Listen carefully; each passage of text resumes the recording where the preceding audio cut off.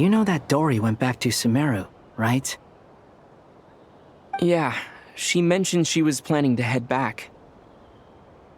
Things aren't looking good for Nodcry. She's gone to spread the word so that Sumeru has a chance to prepare for the worst. From what I know of Dottore, there are two possible reasons why he hasn't made a move yet. One is that he's still working through some kinks in his new powers. The other is, he wants to see how we're going to react. He'll easily devour everything eventually, so I guess he's in no rush to make it happen. The first false god he made was me. Now it's his turn. Even though my records were erased from Irminsul, Dottore's ideas haven't changed one bit. He once told me that becoming a god was like turning yourself into a hungry wolf or giant serpent to devour the moon. Clearly, he began studying the moon goddess's powers long before he even tried making a god. He's always wanted to get his greedy hands on divine authority one way or another. And in the end, he devoured the moon where I failed. In the desert of Sumeru, there is a chessboard built by King Deshret, also known as Al-Ahmar. I don't know if it was a real game, or if he was just trying to challenge his servants and citizens in some way. But creating games and setting rules, gods do that as a matter of course. That's the kind of power Dottore craves. Now he has the Trilunar Authority. His power is leagues beyond the common people. I don't think there's any point in other nations rushing to the front line. They're better off focusing on defense and hoping they can fend off any threats that spill out from Nodcry. Either way, Dory will inform Lesser Lord Kusanali, and she will contact the other gods in turn. The Seven will have some recourse available. If nothing else, their protection should keep the rest of the world from descending into chaos as quickly as Nodcry has. So on the bright side, even if Nodcry is doomed, your friends in other nations won't be in any immediate peril. That's good to know. But I'm not ready to give up on Nodcry yet. There's a word for people who refuse to let anything go. It's called being greedy. Maybe it sounds greedy to you, and probably naive too. But whatever you call it, that's what gives me the determination to keep fighting. Battles are fleeting, but the will to fight is a long-term commitment. Give up for even a moment, and your resolve will shatter. Why do you always feel the need to do the right thing? No one is born to be a savior. I mean, who's gonna criticize you if you fail or give up? Don't take this the wrong way, but Dottore said something similar to me. I guess the Fatui attracts people who don't believe in saviors. Not necessarily. It's less about belief for me. I just want to know how determined you really are. After all, I don't owe anything to anyone else here. Only you. You look kinda worried. If your arch-nemesis was about to achieve their ultimate goal, I think you might feel a little worried too. That's true. Dottore is about to become an omniscient, omnipotent deity. That's gotta be a bitter pill to swallow. Still, you're calmer than I expected. Obviously. I have to admit that my past self was a reckless fool who misunderstood not only the point of revenge, but how to achieve it. And as much as I want my vengeance, I know I'm not gonna get it by acting alone. If the world's taught me anything, it's to think before I act. Too bad it never taught me any other virtues, though. So, I am going to destroy Dottore, no matter what it takes. So, what's your plan? I'll get to that. First, tell me, what do you think of Sandrone? Just like Paimon said, she's a friend, part of the gang. How much do you trust her? This is a serious question. Think carefully before you answer.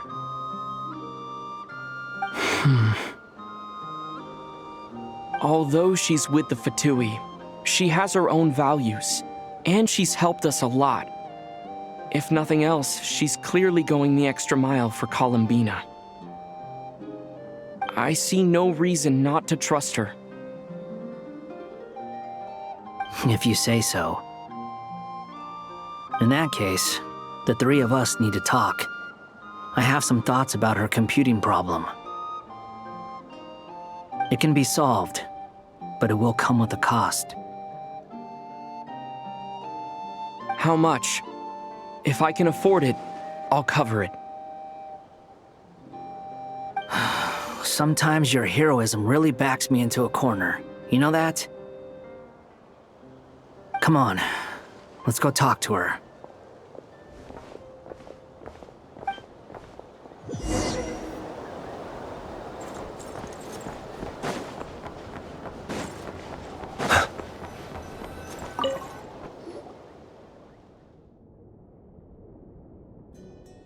Miss Androne, Traveler.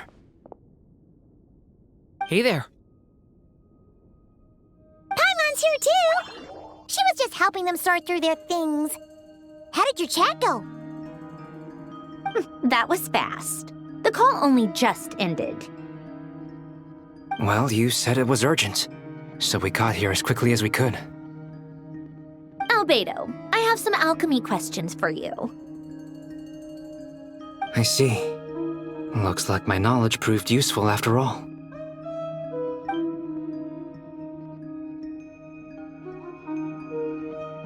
If I might ask, what is the end goal for the modified formula you'll be using?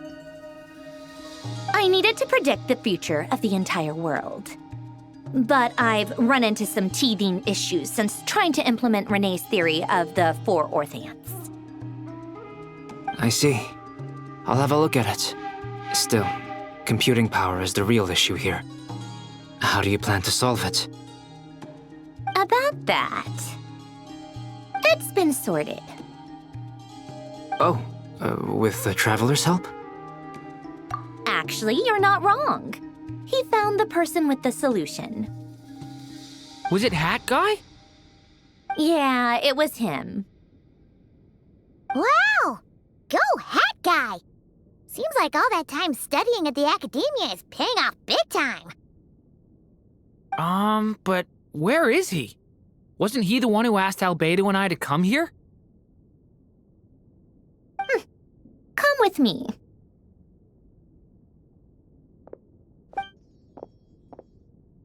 Hat Guy? What's happened to him? Hat Guy! Can you hear us? No response. I guess he's in hibernation. Hat Guy mentioned that he was a puppet. It seems that his functions are currently shut down. I presume this has something to do with the solution to your computing problem.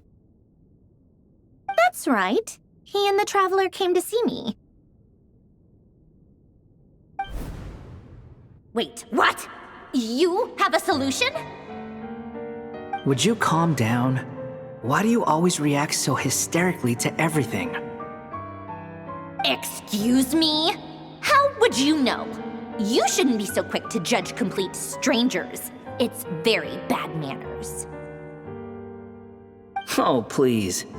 It doesn't take that long to figure out that you have a temper. Where does a mere student get that kind of confidence?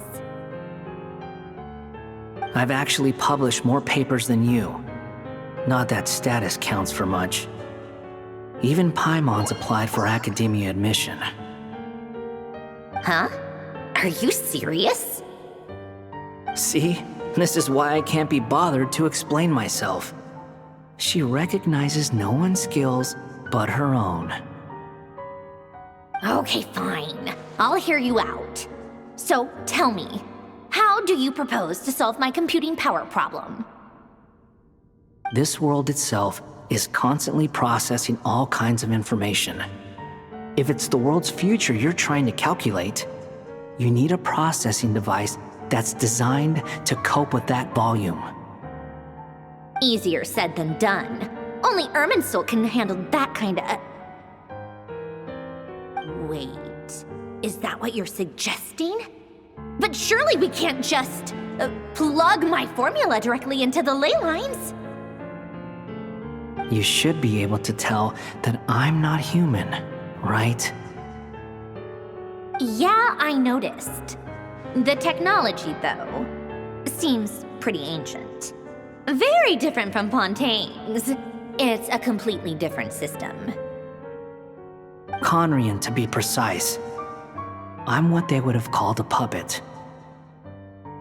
Puppets need an energy source and processing power. The artisans who built them sought out the materials most suited for that purpose. You? Do you mean... The Traveler and I have talked it over. He's willing to vouch for you. So, I'll allow you to borrow my core for your calculations. It was built using wood from a silver white tree, which makes it a small part of Irminsul. Conrian technology and Irminsul wood. Who in the world could have built you? Are you sure about this? A puppet without its core will cease functioning completely. And if it's left in that state for too long, it might not recover. You could die if you do this. You do realize that, don't you? I can put two and two together, yes. No need to rub it in. I won't lie to you. This has never been done before. I cannot guarantee your safety. Doesn't matter. I'm prepared for the worst. Did you two actually talk this through? Is he... Are we really considering this? Yes, we discussed it. The bottom line is, he trusts me, and I trust you. Let's give it a shot, shall we? Honestly, I have no clue where this kid even came from. But for whatever reason, he lent me his core to use in my formula. I'm very close to finishing my calculations now, and the core is currently in use. So I'm sorry, but I can only show you a sketch right now. This is what the core looks like. A silver white branch. It certainly matches the legends told about Irminsul. Is Hat Guy gonna be okay? He's not gonna die, right? Right? In theory, he should be fine. As long as we put his core back in time. Beyond that, all I can say is that I'll try my best to avoid risk and make sure the core doesn't sustain any damage. I think I know why you called us here now. Someone needs to watch over his body and make sure it's protected until the process completes. Correct. He said that the only ones he trusts here are you two, and the Traveler. And the Traveler will have other work to do. He will have our undivided attention. Aw, Hat Guy. On a more positive note, things are progressing steadily on my end. I'll call everyone in for a meeting once the results are out.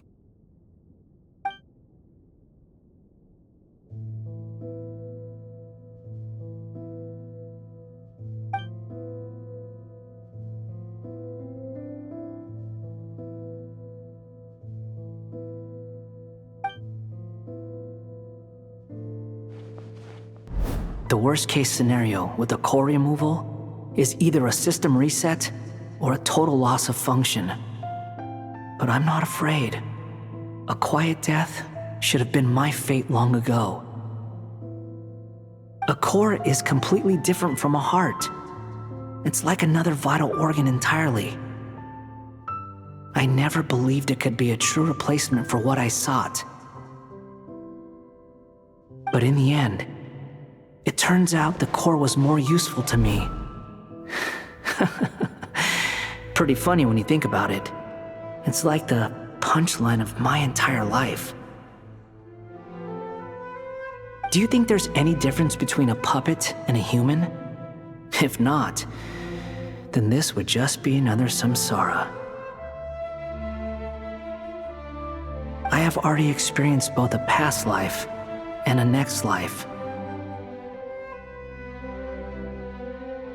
Part of me wonders whether I'm only capable of making this decision because I've become a real human.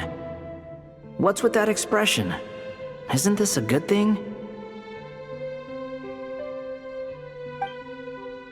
Sandrone will succeed, won't she? She has to. She will.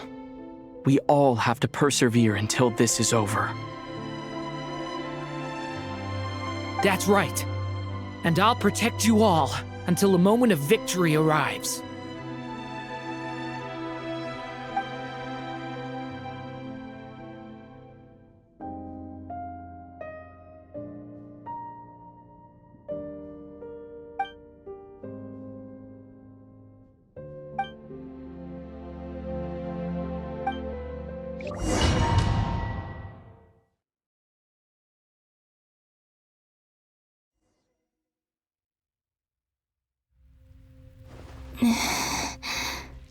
Who are you? Call me Sonnet. You have the same power as Canon.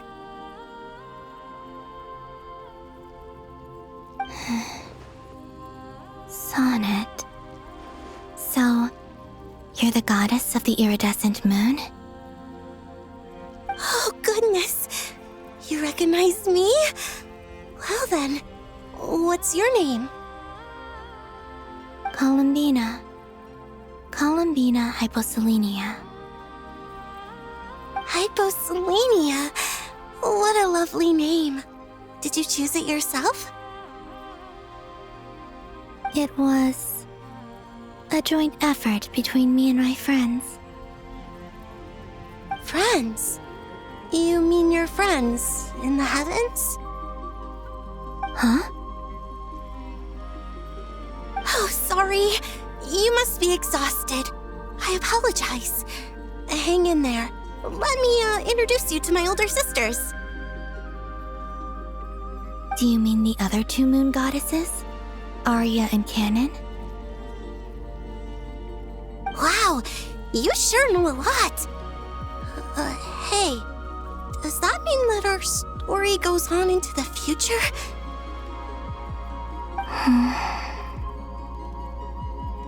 Oh, I guess that wasn't the best question to ask.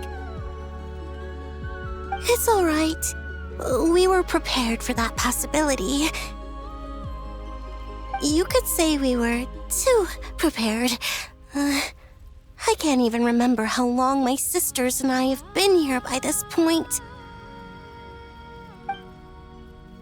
When did you get here? How long has it been? I can't say for sure, but it feels like it's been forever. I see. Are you feeling all right? You look a little unwell. I can hold out a while longer.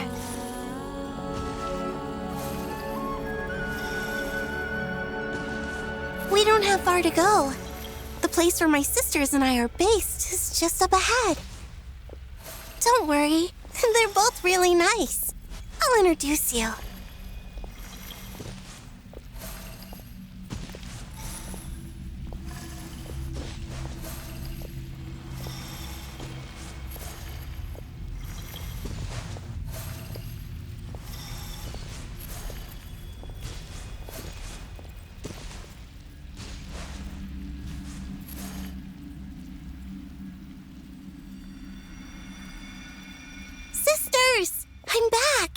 And look who I've brought with me.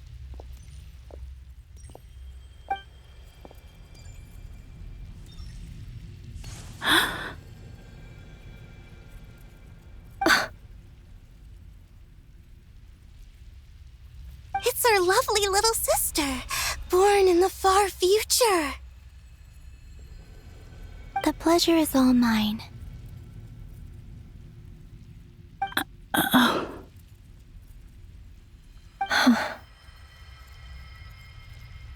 Allow me to introduce you to Columbina Hyposelenia. This is Arya, the goddess of the eternal moon. And this is Canon, goddess of the frost moon. Canon, don't you think Hyposelenia's power is similar to yours? Hello, Columbina. I apologize for our startled reaction just now. And please, forgive our little sister if she's been annoying you. She tends to talk a lot. It's fine. You seem shy. Don't worry, Columbina Hyposelenia. No one can hurt you here. Could you tell me where here is?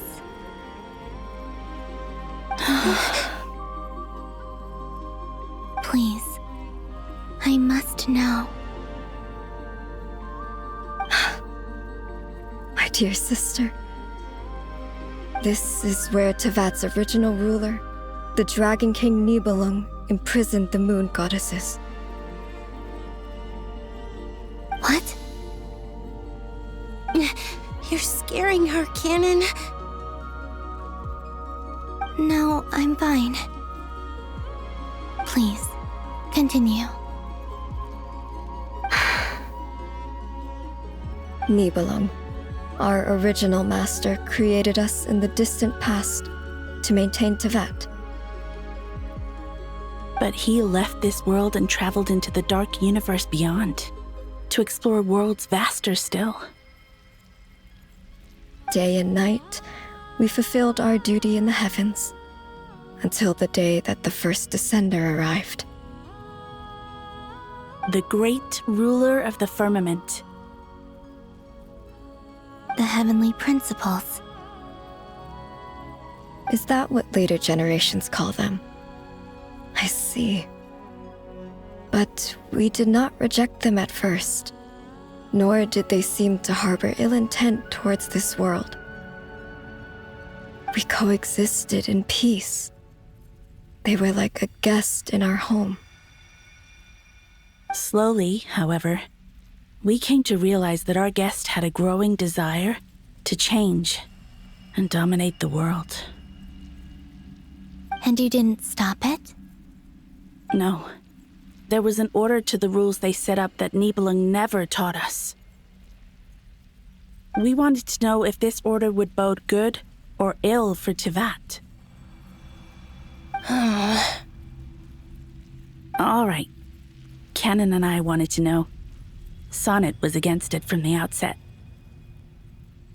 Later, we discovered that this great ruler of the firmament bore an almost paranoid hostility toward the desire of certain life forms to seek power. Or perhaps they feared them.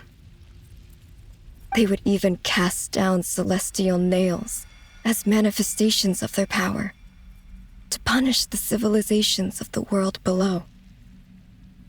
Only this was far beyond mere punishment. Right. Their rules brought order, but the price people paid for merely testing the limits of those rules was far too great. I did everything in my power to help the punished escape catastrophe, but still, too many lives were lost. The ancestors of the Frost Moon Scions were some of the ones you helped. But just when we had decided to take countermeasures, the Dragon King, Nibelung, returned.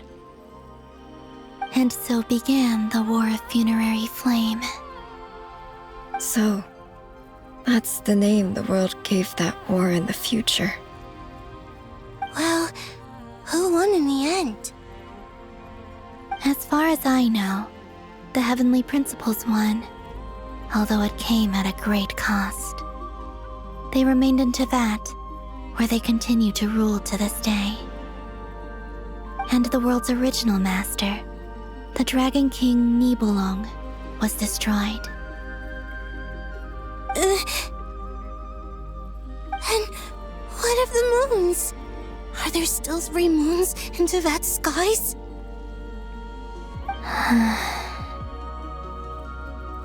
You can tell us the truth, Columbina.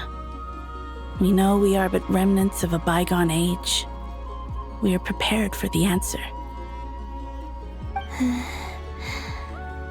Only the frost moon remains, but it has been cast beyond the false firmament by the Heavenly Principles. The eternal and iridescent moons were both shattered during the war.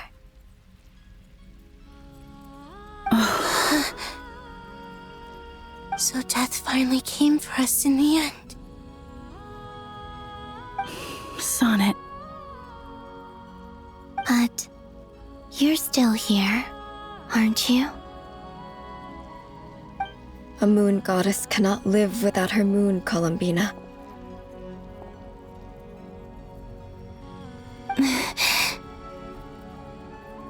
She's right. That's why I began to disappear. Because the frost moon is cut off by the false sky. How much worse it would have been if it were outright destroyed. Our souls may endure within this lunar palace, but if our moons are destroyed, Then we shall disappear the moment we depart from it. I'm sorry. There's no need to apologize to us, dear sister. If anything, we owe the world an apology. If only we'd decided to act sooner, rather than arguing amongst ourselves. all the more reason not to spend this time in regret and repentance. Instead, we should focus our efforts on how we might help our future sister. Sorry? Don't you see, Columbina, your story is not yet over. Is that not why you are here?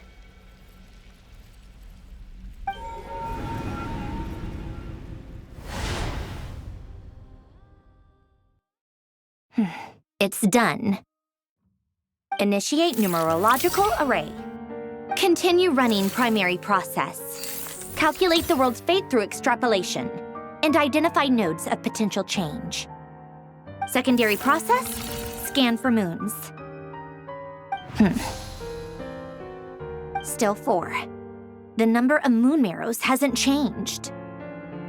Wait, let me think. Is it possible that there's something I've been misunderstanding about the moons all along? Variables. Variables in the world. I know where potential variables within the world come from. So what about the moons? Are there any variables there? Like their life or death, for instance.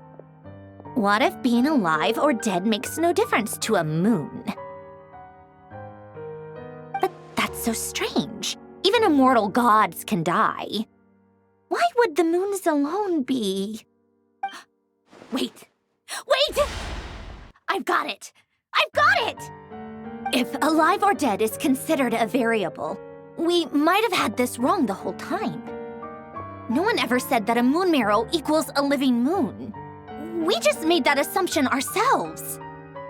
Initiate secondary process. Scan again. This time filtering out interfering perimeter, moon marrow. I don't care if they're natural or artificial. Get them out of my search results!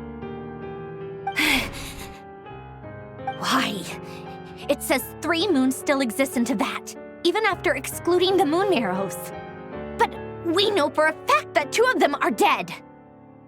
Redo the scan. Narrow the results to living moons and real moons. No, scrap that. Narrow it down to moons that have lunar authority and remain alive. Why? Why is it still 3? What is this, Columbina? Has the world lied to us? Or are you the one pulling the wool over our eyes?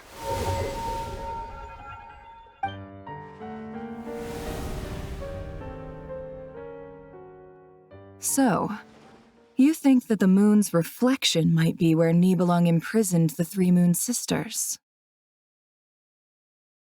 Yes, it would explain a lot, such as why that space would respond to a moon goddess's power, opening the moon gate at her command. It would also explain why Miss Columbina has been unable to leave, and why time flows in reverse there. In the messages she sent, Columbina promised us she'd find a way to return, but we have no way of knowing how, when, or where this might happen. The fact that she still has yet to reappear in this world indicates that returning from that place is no easy feat. We cannot afford to simply wait for her. So you're saying, if she could return by her own power alone, she would have done so long ago? Yes, she certainly wouldn't leave it to this late stage when it's so touch and go. I've been giving this some thought, and I've come to believe that Luanatar might be an anchor that she left behind, as a sort of future waypoint. This could also explain why Luanatar is always by the traveler's side. Sounds like a plausible theory. If that's the case, there must be some criteria we need to fulfill to allow Columbina to return to the present. The question is, what could they be?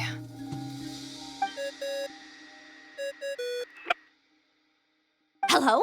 Listen up! This is extremely important!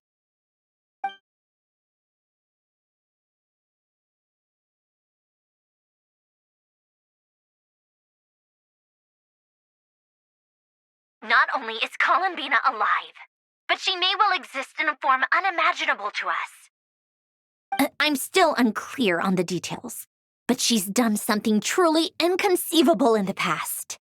And the clue to what she's done lies in the moon and Tevat sky. Truly amazing. Oh, I'm so delighted for her. I'm sure we all feel the same. And I'm sure Columbina is ready to get back here and fight by our side. I'll keep my calculations going and try to find some way of coordinating with her. But that's not an excuse for everyone else to slack off, okay? All of you had better keep trying to think of solutions. How can the dead moon still live? And Luanatar?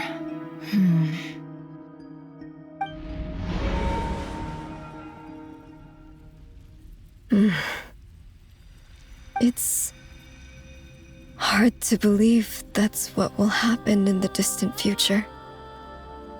Our authority is linked to the most fundamental rules of Tevat. I suppose it's no wonder that many would covet that power. I didn't realize that when you said friends, you meant people who live down in Tevat. That's so lovely. I always wanted to go down there and have some fun. Have you ever tried leaving this prison? Of course. Between us, we've tried everything. But no matter where we go, this space will eventually bring us back here. It's like the center of a whirlpool. Everything ultimately converges here, at the moment when Nibelung imprisoned us.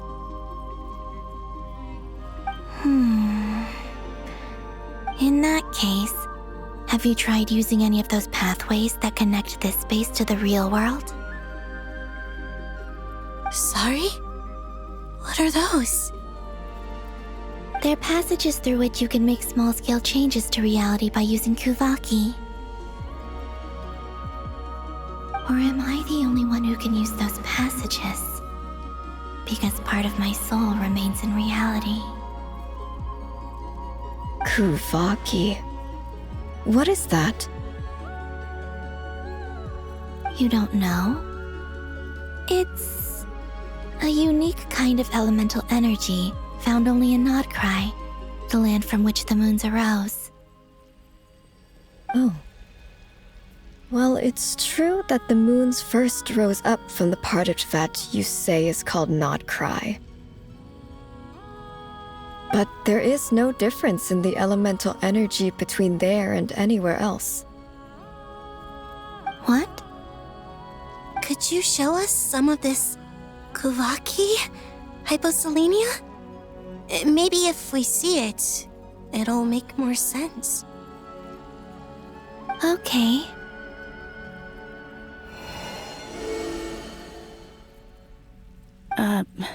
Isn't that just your power? What? But it's everywhere in Nodcry. In the air, in the land.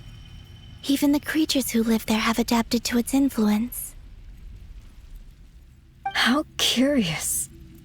This Kuvaki certainly did not exist anywhere in the world before we were imprisoned. Let alone influence living creatures. So, how exactly does it affect them anyway? Can they float in the air like us? This is so strange. Why would their reality differ so much from mine? Columbina, you're looking for more than just a way out of here, aren't you? Yes. If I am to help my friends, I will need tri-lunar authority on par with that of our foe. You mean... you'll need our power? This sounds extremely risky. The Three Moons' powers are not mutually compatible. Concentrating them into one goddess will be a very painful process. And if anything goes wrong, it could tear you to pieces. I know. But I'm willing to take that risk. Even so, let's say we successfully transfer our authority to you. How will you take it outside this prison? Niblin constructed this realm specifically to prevent us from using our powers to interfere in his war. No moon goddess can leave this place alive.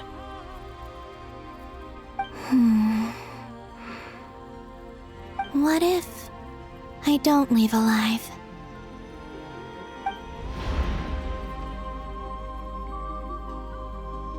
Where do we even start? How are we supposed to figure out what we're meant to do to help Columbina?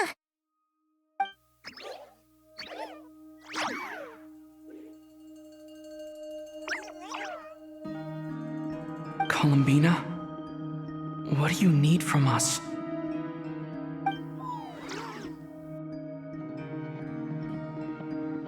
If she really got to the beginning of time in there, how do you think she'd leave us a message? You don't think she'd write it down on a stone tablet somewhere in the hopes that we'd find it, do you? Seems unlikely. Columbina may not talk a lot, but she thinks deeply about issues like this. Let's review what we know. This is the Columbina who fought alongside us against the Reikir of Solnari, and with whom we celebrated Moon Prayer Night. She knows our personalities, our ways of doing things, even our unique strengths and abilities. So, if she wanted to tell us something from a long, long time ago, what would she do? Oh.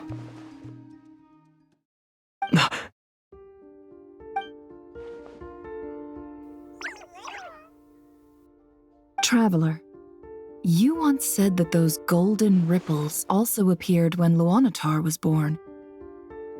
What if Columbina left Luanatar here, not just as an anchor to the real world, but for some other purpose? If she is part of Columbina, and Columbina knows that I can see past events through her... Oh yeah! Like when you peeked into Rarer's past through his heart! Nefer, wait! If you're right about this, and you can really see past events through Luonlatar, your eyes, they'll... Oh, I know. Looking at Rerir's past in Conria was already enough of a strain on my eyes. Looking this far back into the past, it'll surely blind me. But it's our only chance. This is the only way.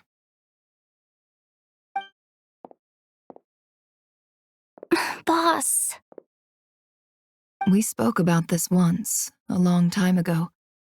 Do you remember what I said, Yehoda? The day I lose my sight, the Curatorium of Secrets will be yours to run. But... What's wrong? I'd be overjoyed if I were you. This day's come a lot earlier than either of us expected. I need to know you'll honor our agreement, Yehoda. Yes, Boss Neff. I promise. Are you sure you don't want some time to think this through? What is there to think through? I should have gone blind after our battle with Rerir. Frankly, it's almost criminal that I got away with it for this long.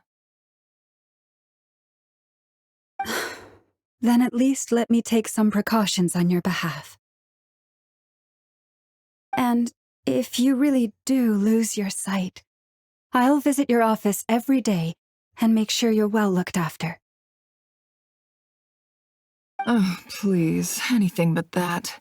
I was actually ready to go through with this. Are you trying to scare me into backing out?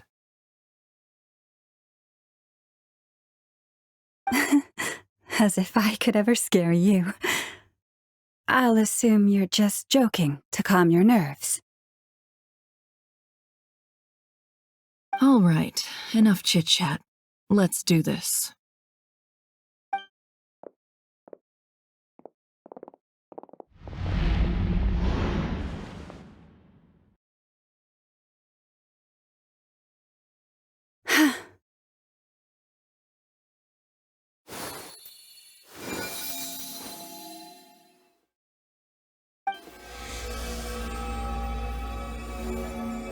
All done.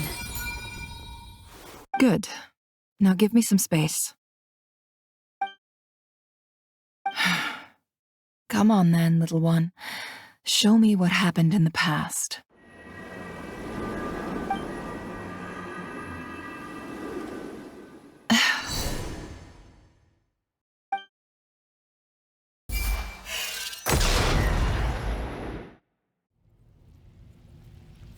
Between the Trilunar Authority, Kuvaki, and the sole-surviving moon, the Frost Moon, I think I might know how to get back. But I will need my sister's help. Time to go talk it over with them.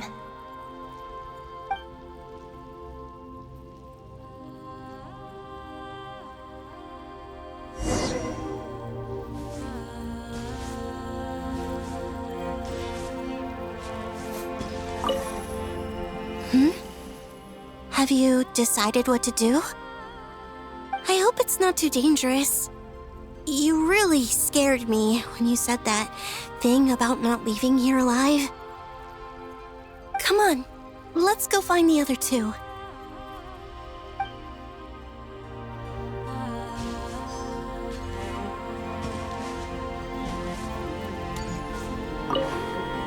It seems you have reached a decision. I'm all ears. What do you propose?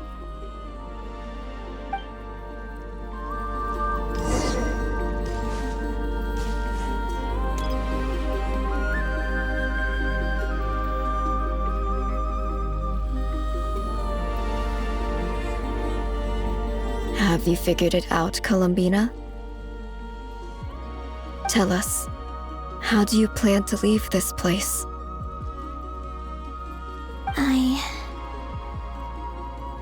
I intend to die here, in this moment, and then be reborn in the future with the help of my friends. What? What are you saying? How can the dead be reborn? And how will you inform these future friends of your plans? You can't exactly leave oracles. Nothing can escape this place. Not a single ray of moonlight.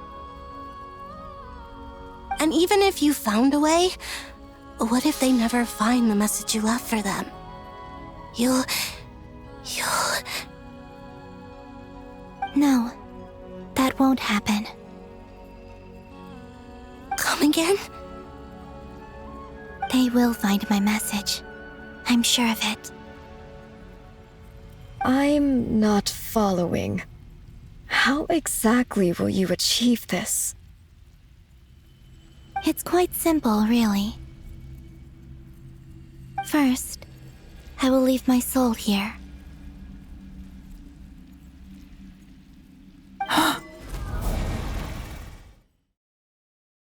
I see it. Your soul? You mean you're a divinity? Yes. I once left a portion of my soul in the future. One so small that this prison barely noticed anything. In this very moment, she can resonate with my soul across time. When the time comes, I believe that she can serve as an anchor to pull my soul from here back to the future reality. Just as gravity connects the world to the moon. Exactly. In the future, where I came from, the moon has been cast beyond the false sky, but I can still feel that it is there. In a similar way, I can feel a connection to the soul fragment I left behind even now. My friends can use it to detect my presence. But how do you just leave your soul here? Is that even possible? On my way here, I met an ordinary mortal who entered this place long before I did. Her body is long gone, but her soul remains. And before that, I encountered an old enemy whose entire soul survives here intact, while the power that once corrupted his body has faded away. So, perhaps this space is specifically designed to imprison divinity and authority, but not the physical body. Still, even if your body can escape, would it not just be a lifeless husk without the soul inside? Wait, is that what you meant when you said you wouldn't leave alive? Yes. I shall turn my body into moonlight and pour it over Nodcry. That power shall protect the land and quietly blend into it, awaiting my soul's return in the future.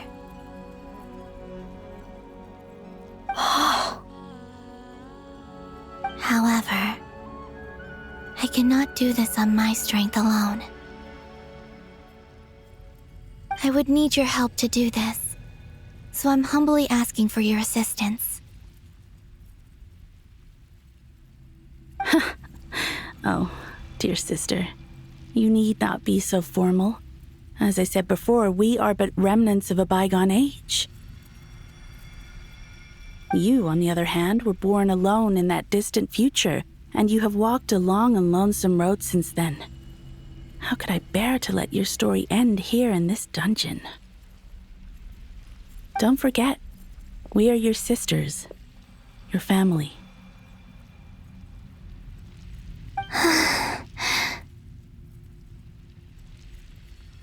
Arya's right. Actually, I've always wanted a little sister. Can you imagine how it's been for me? Getting nagged by two older sisters all the time.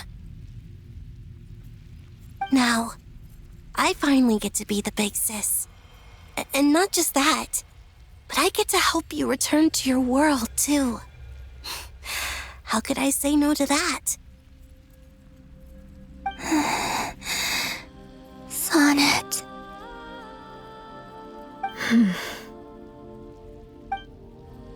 Kennen? I'm sorry. I know this is a bold request. The Frost Moon is rightfully yours, and it remains intact. Oh, no, please, don't misunderstand me, Columbina. I was just thinking back on the years that the three of us once spent together. You cannot imagine how happy I am to hear of the future world you describe. The Frost Moon Scions, your lovely, kindly friends. For the three of us, whose purpose in life was to maintain the peace in Teyvat, it is a great relief to know that the people of this world live in such an abundant future. If your plan can save them, and save, not cry, I will gladly give you all that I can. Besides, the three of us have been together since the day we were born. I could never abandon them to live on alone without them. Canon. Still, I do have one question I would like to ask you before we proceed. Certainly. What is it? Why do you cover your eyes?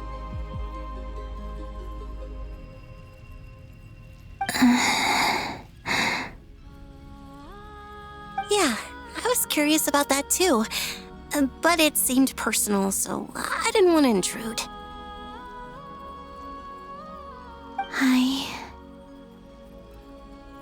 There was a time when I refused to look upon the world. I believed it was full of nothing but lies and falsehoods. I wished to hide my feelings, seal my heart, until I could return to my true home. I see. Perhaps that decision saved you from ever having to see the false sky again. But at the same time, you likely missed out on many true and precious things, like the smiles on your friends' faces. Promise me this, Columbina.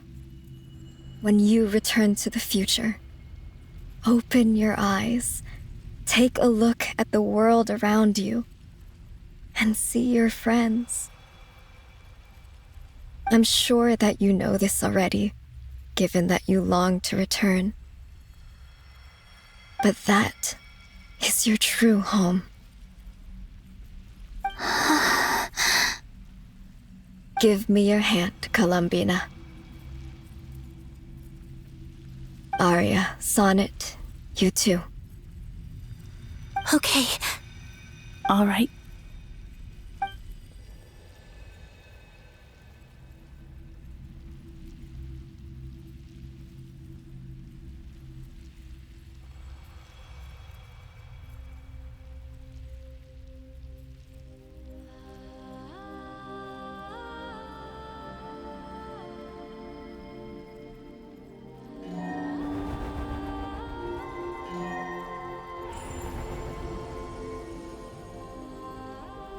We once were the songs sung for eternity, but now it is you who must continue to sing.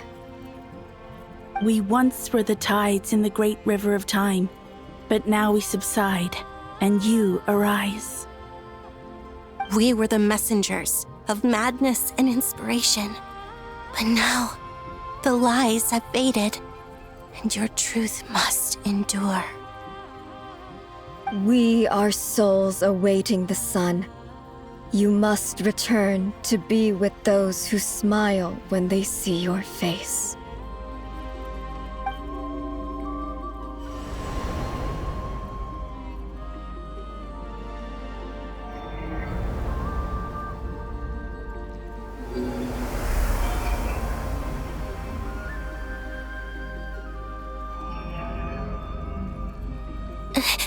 Is it done? Yes. We have transferred the authority over all 3 moons to Columbina Hyposelenia. From this moment on, She is the Tri-Lune Goddess, the one and only moon goddess of this world.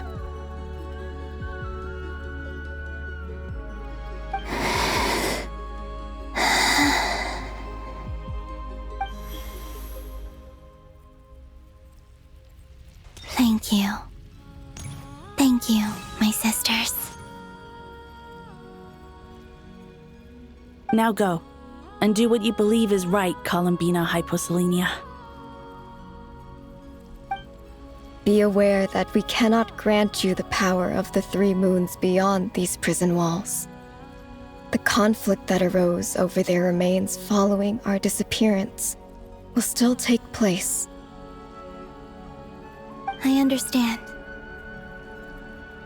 Sisters, oh, my body. It feels... Now that we have given up our power and authority, our bodies are merely mortal shells. This prison is dissolving them as we speak.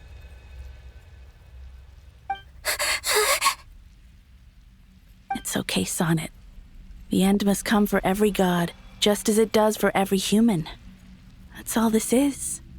The final destination of our lives. Canon and I will be by your side the whole way. We have one final request, Columbina. Could you use the Three Moons' power to send us back into the real world? Now that we have lost our powers, I doubt this space will seek to hold us further. It's just... we would like to spend our final moments together in the only place we ever called home. Of course. Gladly.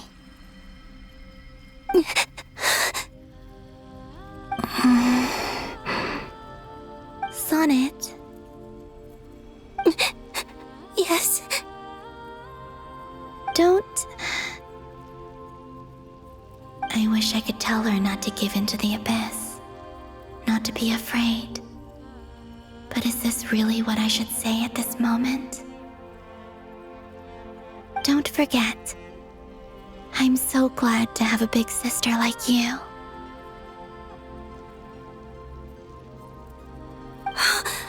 No, Hypo. Thank you. I'm okay. I'm not afraid. As long as my sisters are with me, I won't be afraid.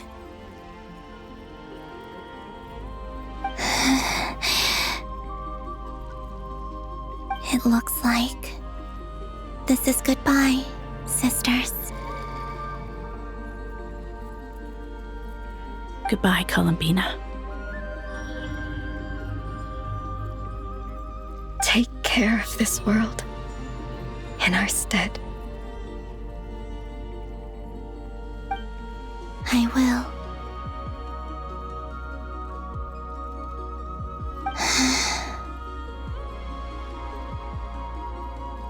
And now, it's time for me to bid farewell to my body, too. May it become the moonlight that keeps Nodcry company through the long years ahead. So this is why Nodcry was not always home to Kuvaki. It only appeared after I poured my body out upon this land, and only this land. Kuvaki responds to me because it is me, my body, answering the call of my soul.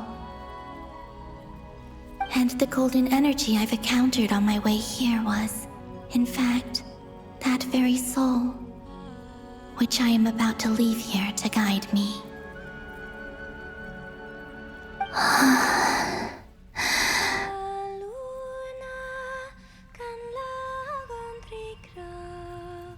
O power Tri-Lune, eternal moonlight. I, Columbina Hyposelenia, lay aside my body. Let it be cast into the dark night to illuminate the future. May it be a companion to all who dwell beneath the moon.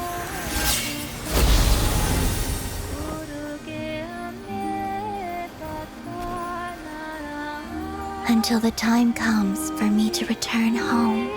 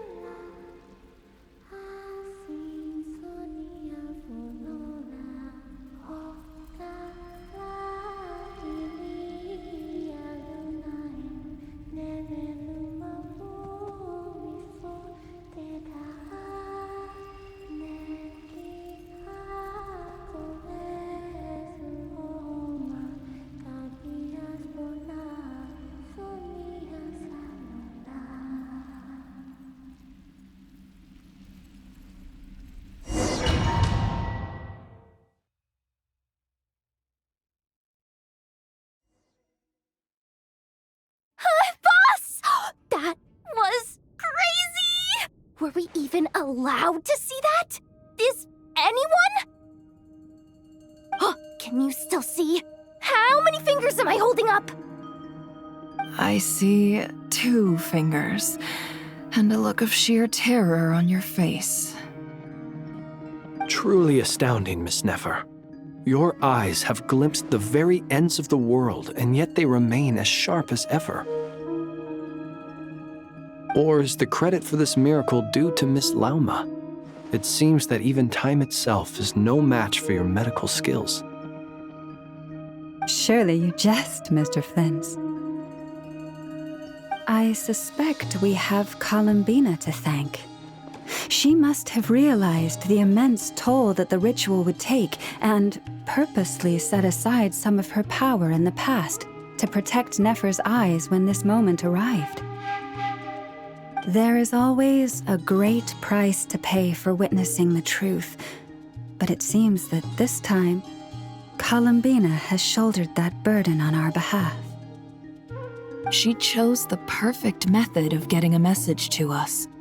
Though her eyes were always shut, she was clearly so perceptive. She knows us well. She knew exactly how we would think and what we would try. Despite being separated by time and space, we're seeing the same possibilities and seizing the same opportunities. We still don't even know if she's okay right now. But as long as there's a chance we can do something, we'll fight to make it happen. We'll get you back somehow, Columbina.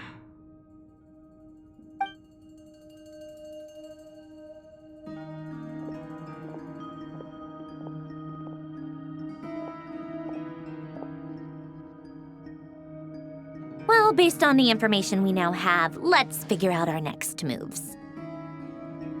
Thanks to these gentlemen, we have a much clearer picture of the situation with Dottore. The civilian population has been moved to safety, so we no longer need to hold back. Miss Androne, how are the calculations going? So far, so good. I'll keep seeing how far I can push the system, though. Can't have Hatman being powered down for nothing. There's still a long road ahead. Where should we begin?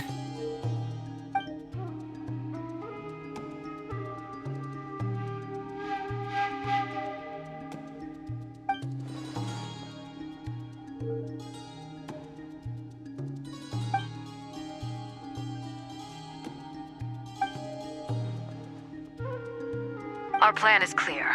Time is short, so let's get moving. There's just never enough time, is there? Time is the bane of my existence. Ugh. Anyway, I'm gonna get back to work. All right, we'll do our part too. Yeah.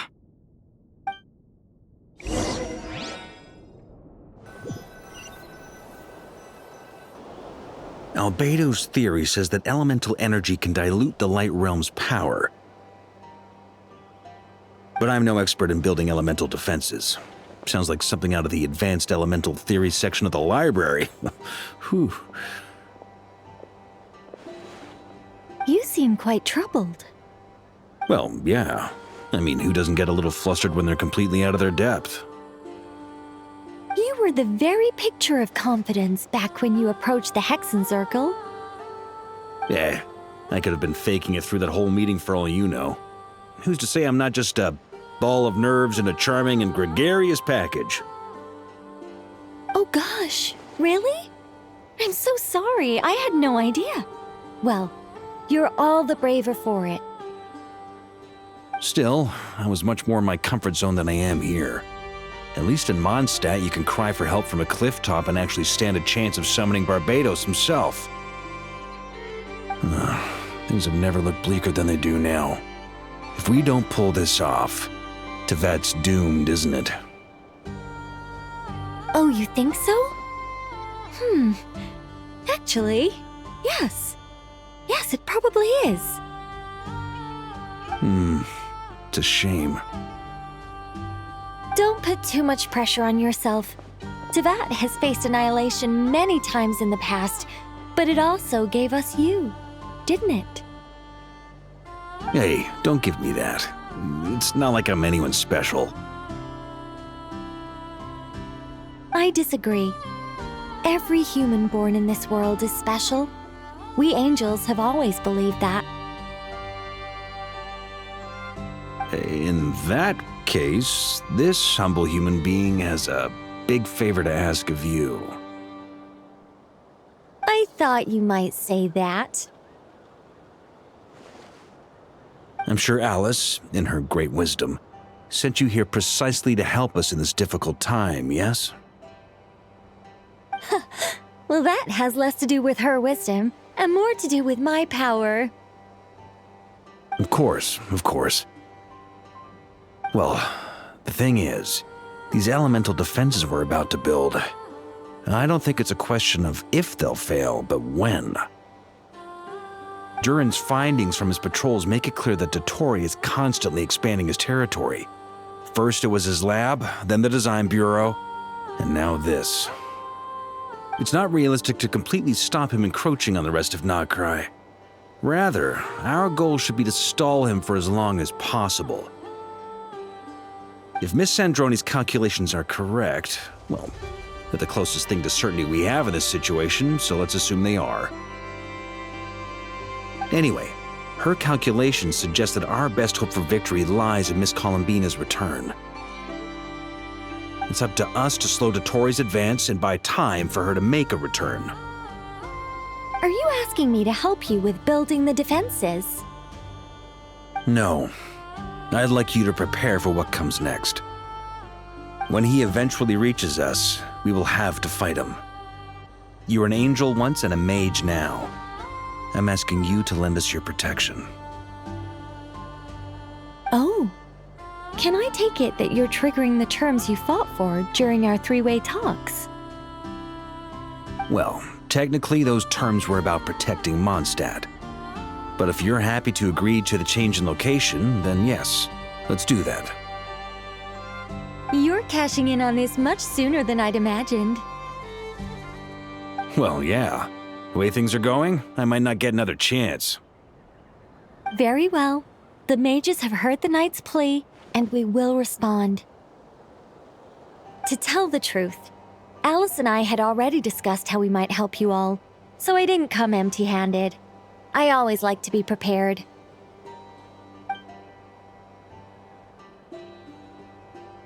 This is... wow. Yeah. This is great. Seriously, thank you. It's been many long years since I had a chance to dazzle humanity with a little divine intervention. To humbly serve as a reliable and responsible guide. Anyway, Knight of Boreas, please accept this gift in recognition of your great virtue. Go now. May the angel's blessing deliver you safely to your destination.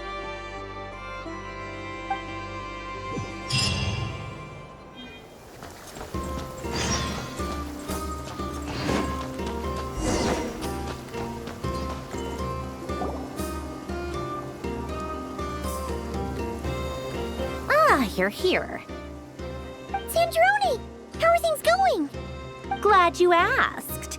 You two are about to become the first people to lay eyes upon my masterpiece. Or should that be the first person and the first, specter? Hey! Whatever. Come, feast your eyes on this. Wow! We've never seen something like this before! This meter displays the progress of my formula. Currently, it's still making the most important connections. Once it's finished running, I'll deliver it right to your side. And then, we can finally bring Columbina back. What do you mean, deliver it? Can't you just tell us over the Dodo communication device? It'll just be some numbers, right? Ugh, you're such a greenhorn. This isn't the kind of formula you solve in math class. It's a highly complex algorithm capable of constructing a framework of rules. Ugh, whatever. We'll be here all day if I start trying to explain it. All you need to know is the formula must be completed before we can bring Columbina back. I'll share the data with you. Nicole's agreed to let me use her information channel, so we just need to use the Dodo communication device like so, and... there. Now you can check in on my progress. Wow! Look at that! You're amazing, Sandrone! About time you recognized my genius. Took you long enough. Anyway, that's all for me. You should check on the others if you have time. Make sure we don't have any weak links in the chain. That might sound harsh to you, but close supervision is a common practice in a Fatui. Not looking to catch anyone out. I just care about everything going smoothly. That's all. I'm kinda stuck here while the formula's running, so I need you to be my second pair of eyes in the meantime.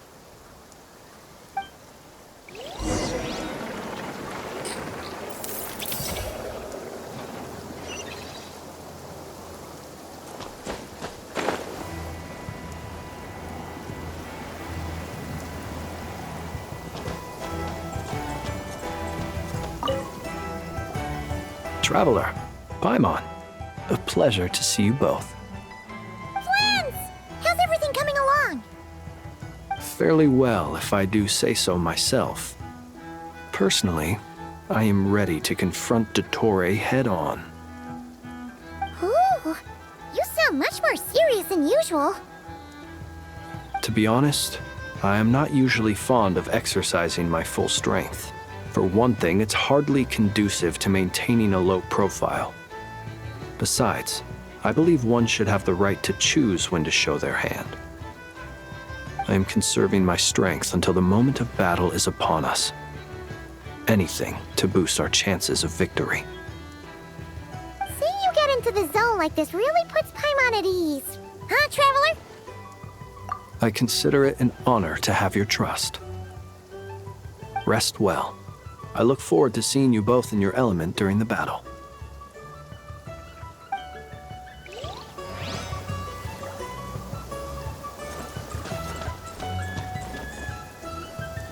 Thankfully, Miss Nicole has come to our aid. Nasha Town is now looking very well defended. Golden Flame. Yes, that's Nicole's power, all right. Based on the latest message from Grandmaster Varka, it sounds like they've reached an agreement. The situation should be more stable with her assistance. Everyone will have at least some degree of protection. Albedo! Durin!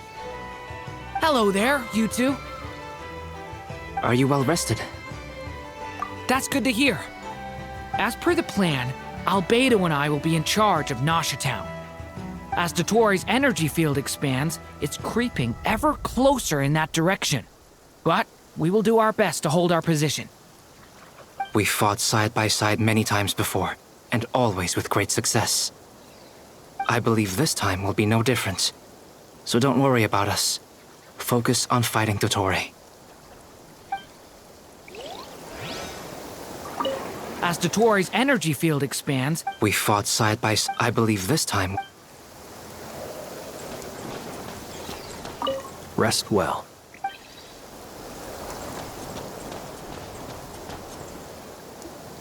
Yes, Miss Moonchanter?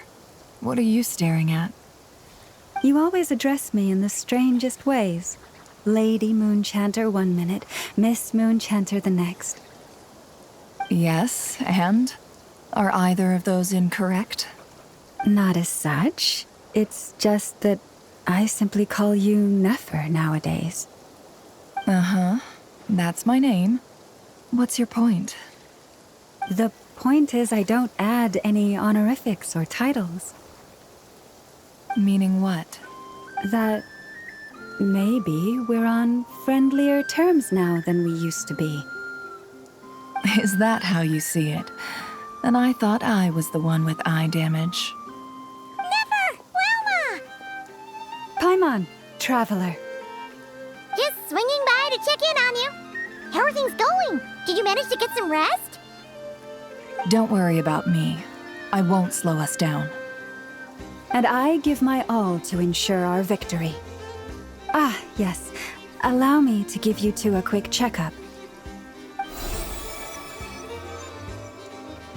All done. You're both in good shape. You're welcome.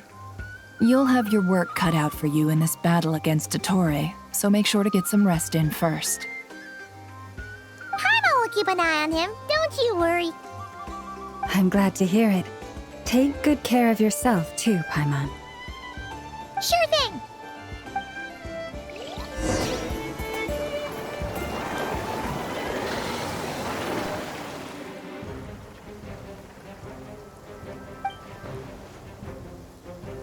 Here they come. That's quite a horde. As we expected. Get ready, everyone! Take your positions and prepare to engage. Let's begin. I'm at the ready.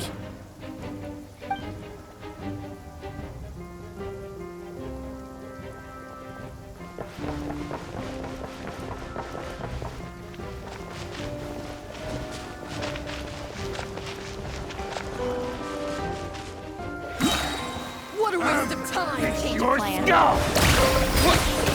Bombs away! Close your eyes. Observe. Night falls. Be silent.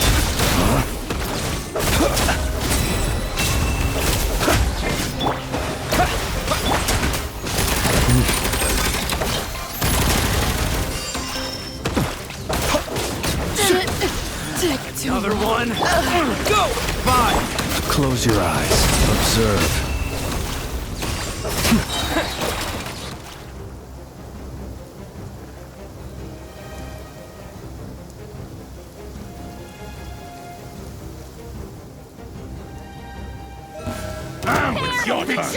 Leave this place. With one heart, we pray. These creatures cannot stand against us. Oh, fighting talk. Just don't let your guard down. That goes without saying.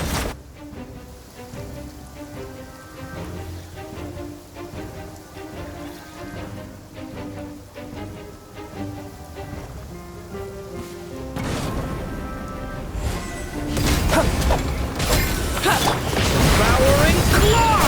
The abyss's burning shadow! That was easier than I thought. Naturally. What do you mean? Is it because as created...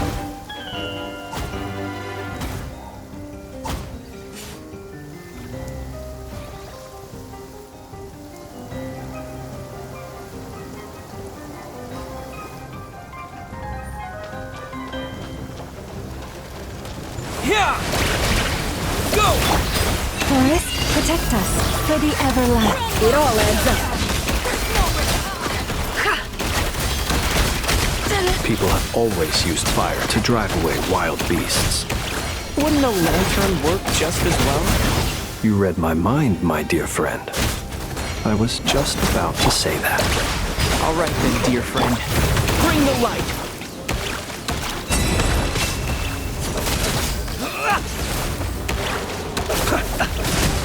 You poor last... No more lies. It all adds up.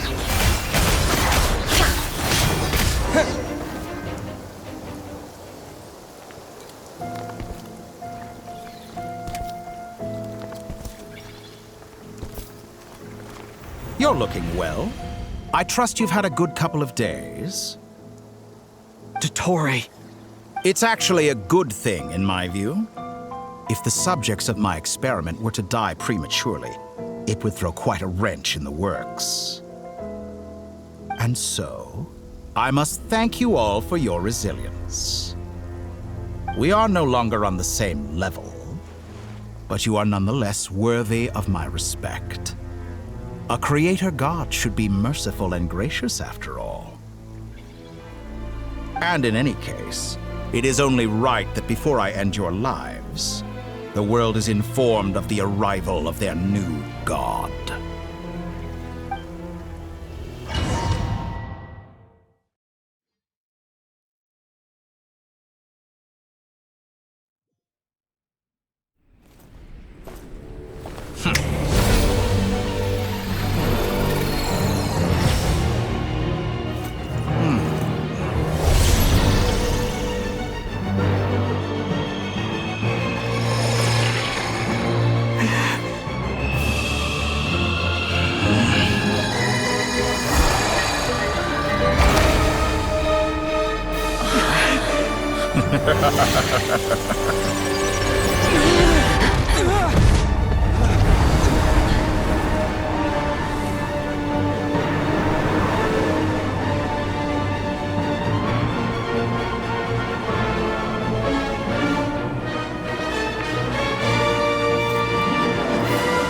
The experiment begins.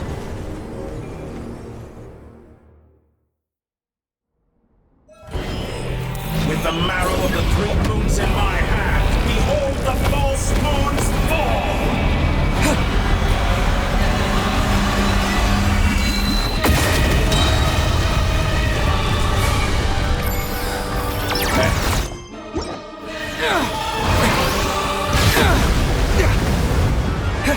Pathetic. Leave this place. Can't hide the truth. Reverse.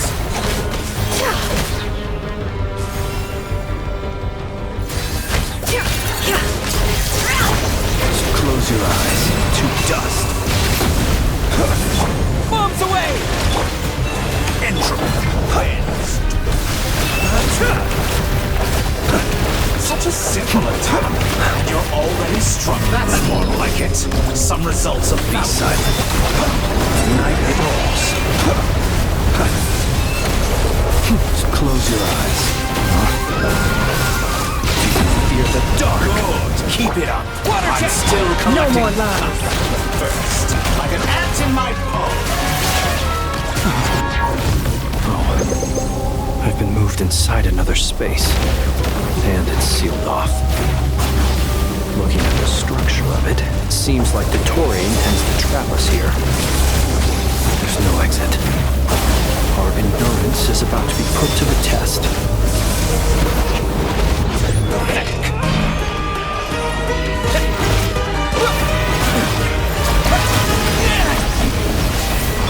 You poor... It all adds up. Let's see what you're made of.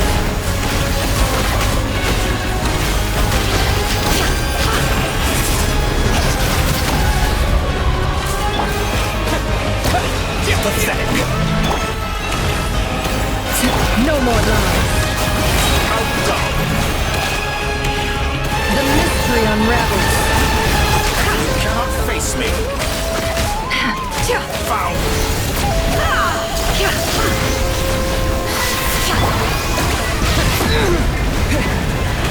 Go!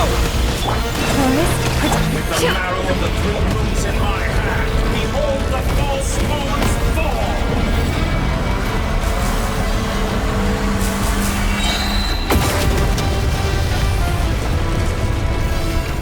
Tell me, where will you try scurrying off to next? Looks like Dottore has opted for a divide and conquer strategy. But we will not allow him to triumph. Now, I shall pray for our victory.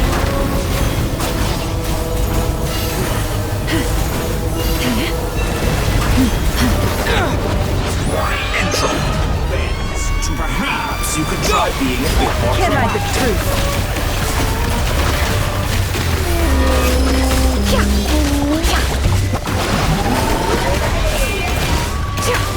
Good. Keep it up. I'm still...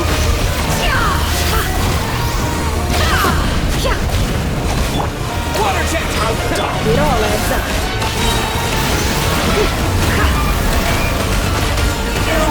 Face me. Found.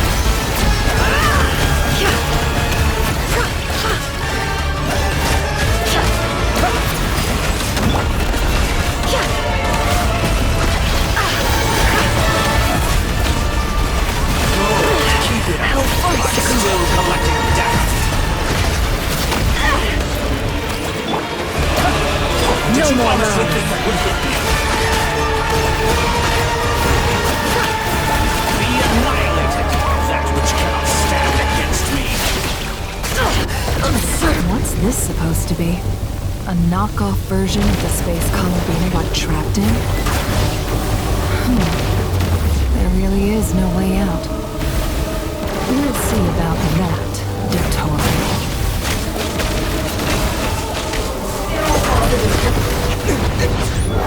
My apologies. I had not intended to take your teammates from you.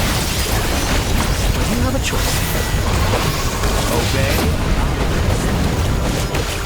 An excellent deal, if you ask me. Won't you consider it? To me! Ah, and here I thought you dodged that.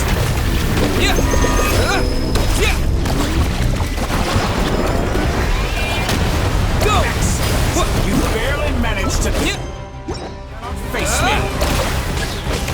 Found.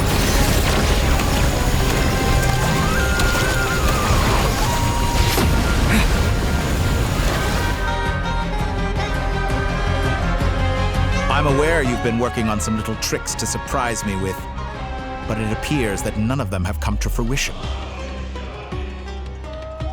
My guess would be that you're trying to bring Columbina back. But then, where is Sandrone? Or are you trying to buy time for her? I always found their friendship to be a curious phenomenon. Two highly incongruent personalities, and yet they share a deep connection. Speaking of Columbina, I once saw her as like a younger sister. We got along quite amicably while she was with the Fatui. But then one day she suddenly decided she would refuse to take part in any further experiments. To this day, I truly don't understand what I could have done to upset her so much. It's such a pity. I could have had a sister, a family. But alas, she grew to dislike me. You're not fit to be family to her. That I can't deny. So many people, all obsessed with playing out the same tired old dramas. This world is rotten to the core. And then there's you. You had every opportunity to reach the right conclusion. The thought of killing you off like this? But I maintain that I approached you in good faith, so I will offer you another chance. Will you work with me? You have until I count to 10 to make your choice. 1, 2, 3... Not in a million years.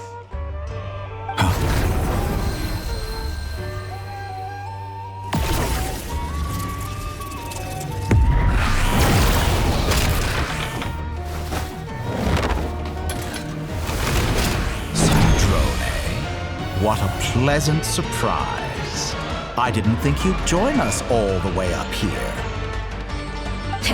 You're as sick and twisted as ever. Don't fool yourself into thinking anyone's grateful for the chances you're offering them. Sandrone? But the formula hasn't finished running yet. Funnily enough, I was just discussing a collaboration opportunity with the Traveler, and then I see you, who I must say is a good example of an opportunity gone to waste. Gone to waste? I said that everyone would get one chance, and you've used yours to march right back into the lion's den. So yes, it's an utterly wasted opportunity. And what makes you think I believe a word that comes out of your mouth?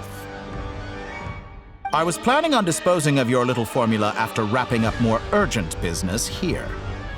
But since you've taken the trouble of serving it to me on a silver platter, I can simply bring it forward in the schedule.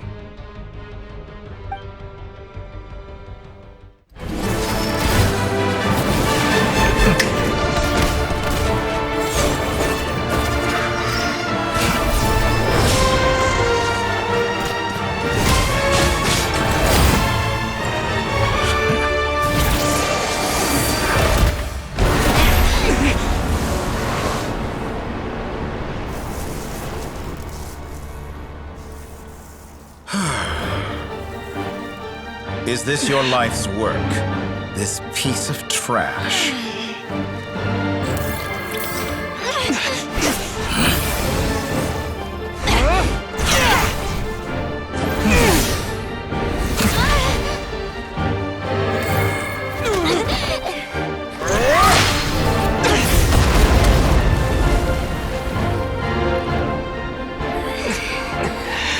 Your formula runs too slowly, Sandrone. You put your hope for success on others instead of fighting dirty. That is why you have failed. Now, whom should I slay first? Any volunteers? No one? How nice of you to leave the decision to me.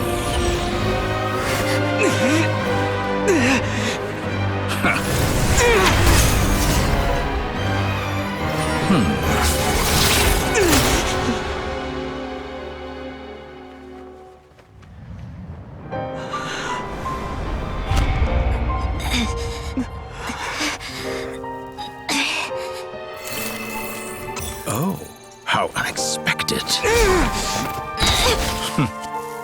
Sandrone, any last words for me, comrade?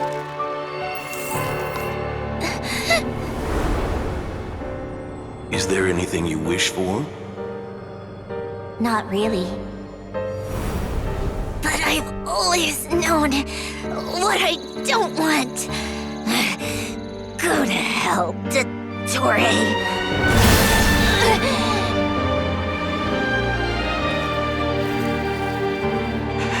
No!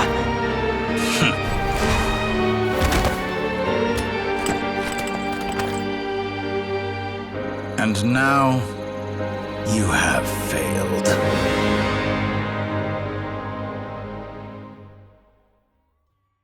Sandrone! Now you see how fragile mechanical contraptions are. Just a gentle tap, and they fall to pieces. However keen of an inventor Sandrone may have been, her death spells the end of the formula that was running inside her body. Of course, I have to commend her for making it this far. As her colleague, I have to admire her stubborn tenacity. Now, it is time for you to take your place by my side. My count was interrupted, but the second chance I extended to you still stands. Once again, you are welcome to join me. By now, I'm sure you have gained a greater appreciation for the power and authority I wield. What is stopping you from embracing a new world of endless possibilities? Not in the mood to talk? As you wish. You seem less talkative than usual today. I'll change the topic to something more apropos. Sandrone was always like this, never trusting anyone, always so reluctant to share her research with them. Objectively speaking, she had her strengths. It is remarkable how she extracted and even optimized the world formula from so much data. But her inability to trust was her undoing. Had she allowed someone else to monitor or run the formula for her, you might still have a chance at victory even now. But regrettably, she was a stubborn fool. Dottore. Maybe this is news to you, but people can change. Columbina surprised you when she escaped. And I think Sandrone would surprise you too. Change? You can twist the truth however you want, but I see it clear as day. You're the one who can't trust other people. Is that how you see me?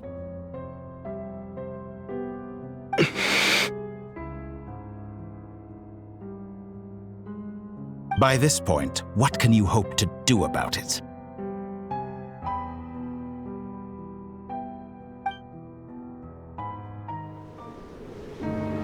It is pointless to fight on. You've already lost. Wrong. You can't win this, Dottore.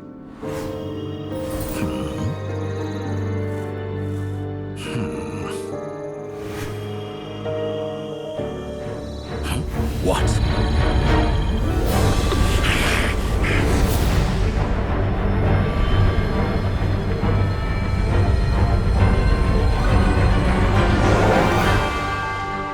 My formula can get us 90% of the way.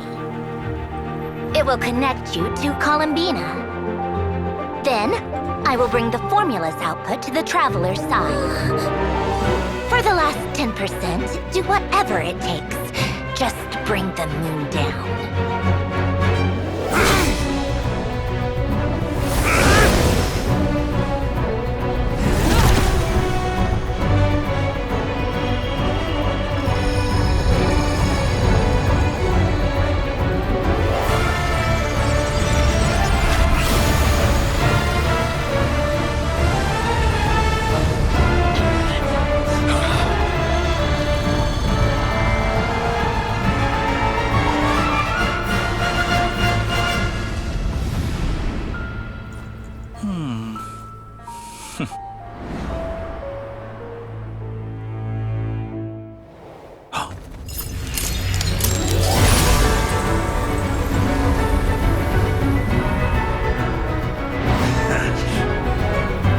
The moon will never be yours!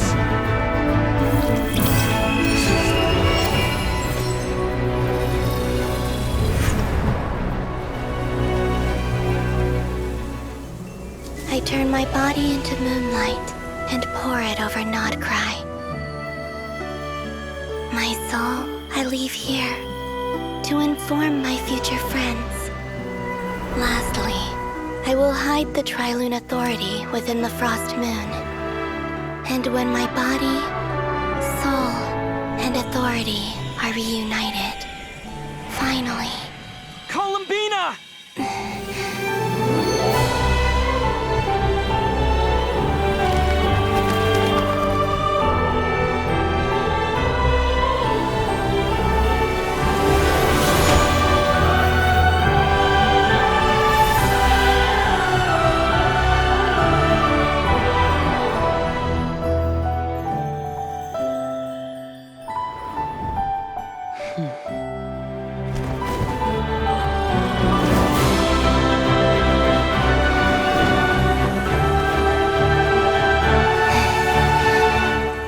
It's been too long.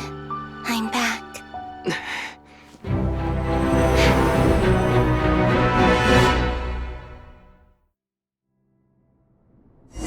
next? Focus on the battle, traveler.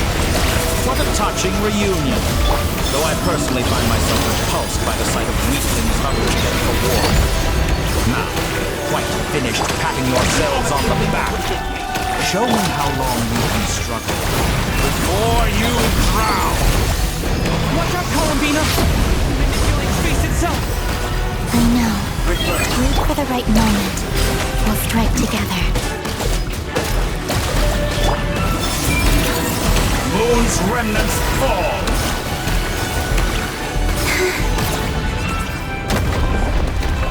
Pathetic.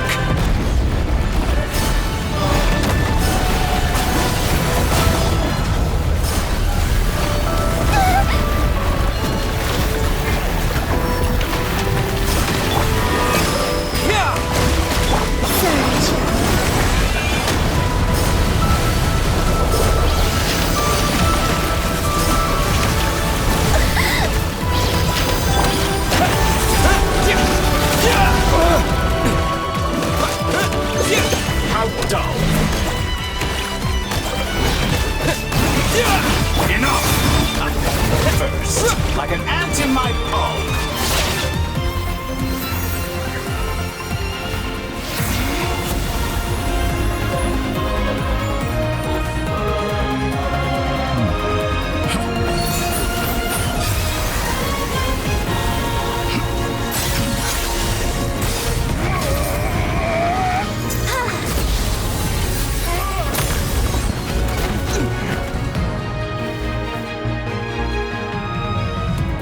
Grant you the new moon's blessing. The new moon shines upon you. I am growing weird. It's over, Dottore!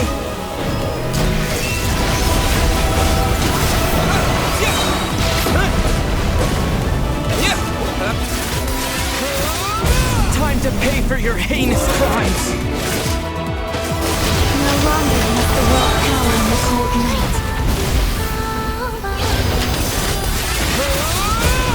Future is not yours to command. Let the moonlight dispel the darkness.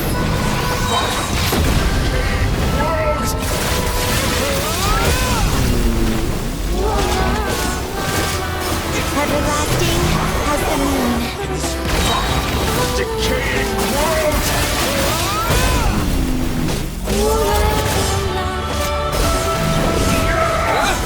So close.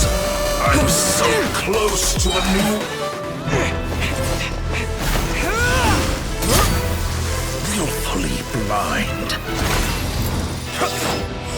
How can you be so satisfied with your fate?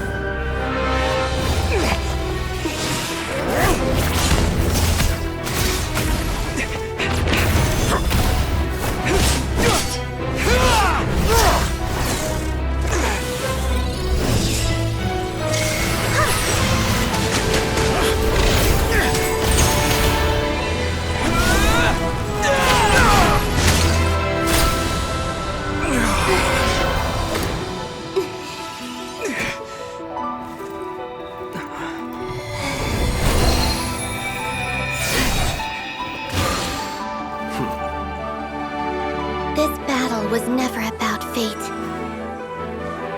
It's about friends, family, and the home you stole from them. So dull. Only the weak rely on each other for comfort. You shall see. Once I transcend fate, you will be nothing but fodder for my grand experiment! That will never happen.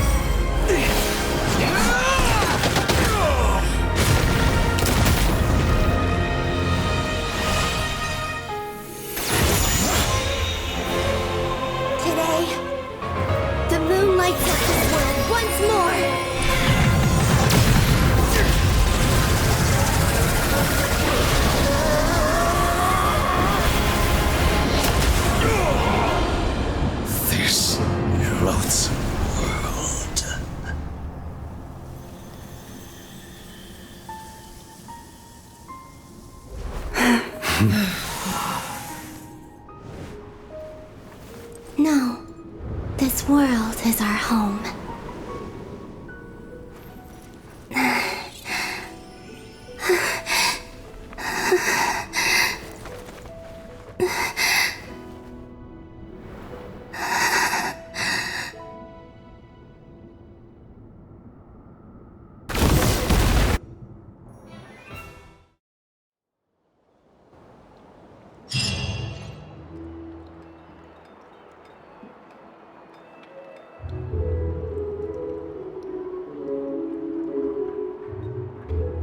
No, you're doing it wrong. The moon looks like this now. What are you drawing, children? The new moon, Mom. It looks different than before, doesn't it? Also... Can I go buy a sugar sculpture today? Please? Just one? All right. I suppose today is a special day after all. Almost like a festival. Extra, extra! Get the latest Nasha Express here! Post-disaster report! Nasha Town reborn beneath a new moon! The voyage begins today! The future looks bright thanks to the League. Want a copy? I knew things would be different. But I didn't think that would include the moon. They say a new moon goddess has been born. A new moon goddess? Who's saying that? The Frost Moon Scions? I guess so. I'm not too clued up on the details. As far as I'm concerned, the moon's still in the sky and it's business as usual. Hey, since we've come all this way, shall we grab ourselves a free meal while we're here? Are you a convert now? Or are you just here for the free lunch? Oh, come on. What does it matter? After everything we've all just been through? That smells good. All right, that's it. I'm hungry. Time to eat. Come on! We gotta get there early, or they're... Shh, keep it down. This is a residential area.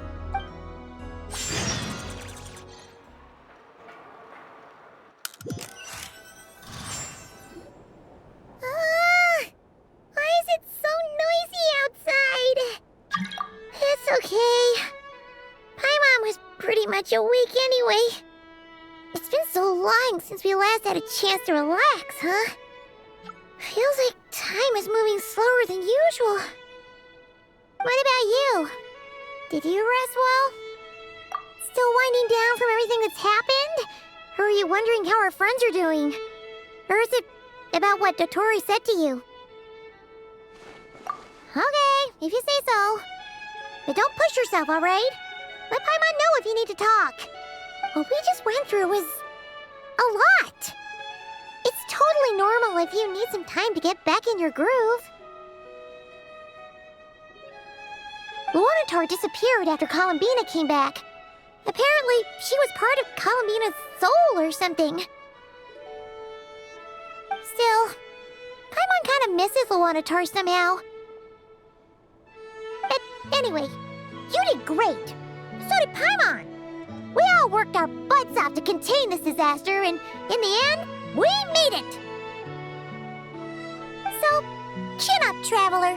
You should be proud of yourself. Hey! Don't poke fun. You should be glad that Paimon's growing as a person.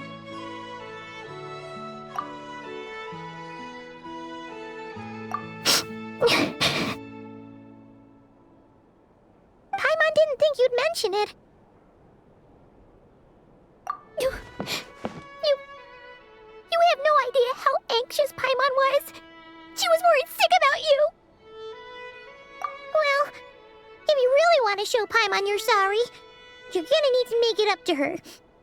You...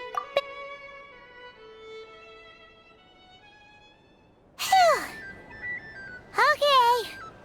Paimon's full now. Huh? Oh, well... Hey there, Traveler and Paimon. Good morning. Morning, Yehuda. Here for some breakfast? Oh, I've already eaten. Just need some water. I was most honestly worried you might forget what day it was today. So, I came over to remind you. Careful there, Paimon. Too much food will make you drowsy. Don't let anyone catch you hiding at the back and nodding off during the league meeting. You should probably be saying that to Aino. She's the baby of the group, if anyone. True. You know, I'm surprised that all these competing groups are actually coming together to try to solve things together. Definitely a first for Nodcry. Well, nothing like a region-wide calamity to bring people together. After that, surely even the most self-interested people have to realize that going it alone isn't worth the risk, right? Try telling Boss Neff that. She's not exactly convinced that people are gonna get with the program. Really? But if she's so pessimistic about it, why'd she agree to be the Curatorium's representative in the league? Probably 'cause even though unity sounds like a pretty far-fetched idea, the benefits it would bring make it worth a shot. I think things will work out, though. I swear, Nodcry feels like one big family now with everything that's happened. More than it used to, anyway. Paimon's with you on that one. And it seems like plenty of other people agree, too. Just listen to the bustling streets! All right. Everyone's been rebuilding these last 2 weeks, and the evacuees have been coming back in droves. Life's slowly returning back to normal. Which means my workload's probably gonna shoot back up. Were you about to head out? There's still some time before the ceremony begins, you know. Yeah, we were gonna take a stroll around the square and say hi to some friends first. Sounds good. See you later then.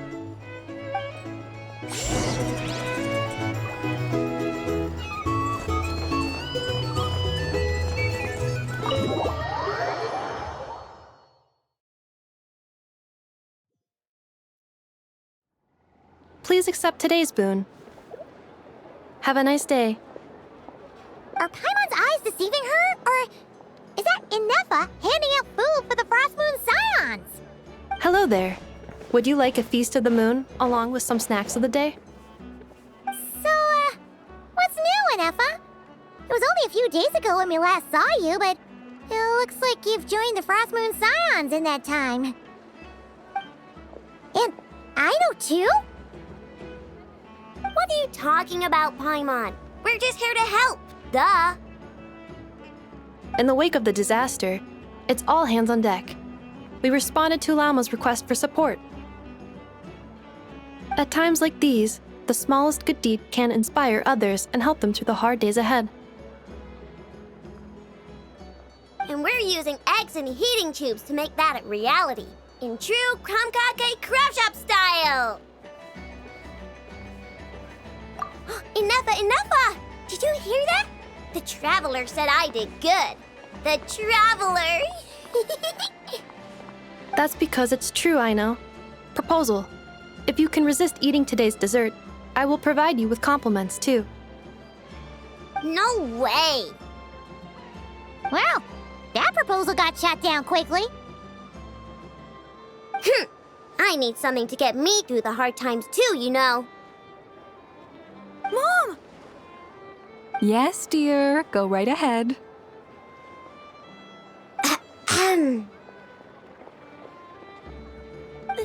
Excuse me. Could I take a photo with the robot lady? She helped us get safely out of Nodcry, and she helped us get back home too. She's the best. Of course she is! And since I'm the whiz kid who built her, that makes me even better than best, right? But you stole my snacks, though. Oops. Shall we move to the open space near the center? The view there is better.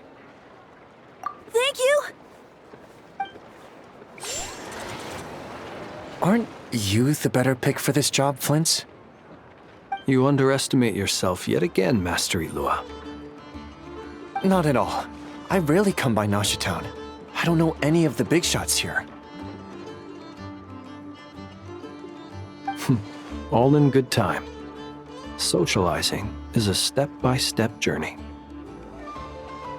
But you're much further ahead on that road, aren't you? You're not seeing the full picture. You know the truth now. My friends do not understand my habits. There is no question about it. The Lightkeepers need a representative in the League. Someone who is upright, cares about other people, and can realize their self-worth through group action. You say it like you wouldn't make the cut. I am most flattered that you think I would. Sigh a little less, Master Ilua, and have more faith in yourself. All the Lightkeepers agree that you're a very promising young man. That is precisely why Starshina and Nikita felt safe delegating such important work to you. I'm sure we all also agree that we would sooner die of dehydration than manage to wrangle anything out of you in a discussion. My apologies. I am not in the habit of bringing water with me when I go out. Whatever. I'll take the job.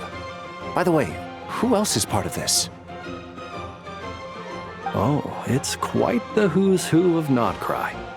There's the Moon Chanter of the Frostmoon Scions, the boss of the Curatorium of Secrets, a representative of the Voynich Guild, and even someone from the adorable Kromkake craft shop.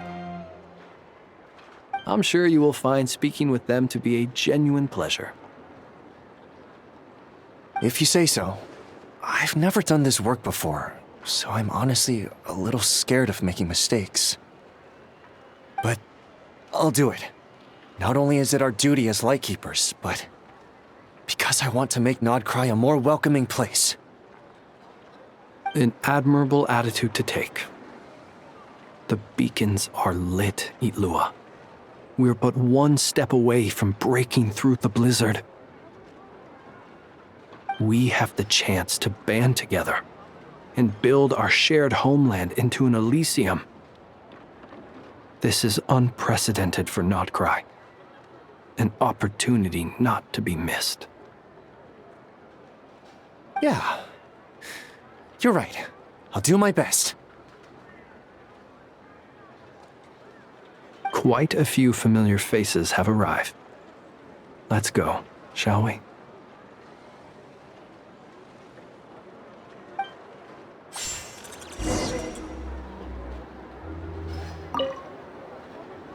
You look so cool when you fly, Miss Robot, and when you use your spear, too! And even though you took my snacks, it's pretty cool that you could build stuff like this. You've got so many inventions. It's amazing! Also... Micah, we need to go now. 1 second! Please take this Feast of the Moon, as well as some snacks. Share them with your mother and your lovely family.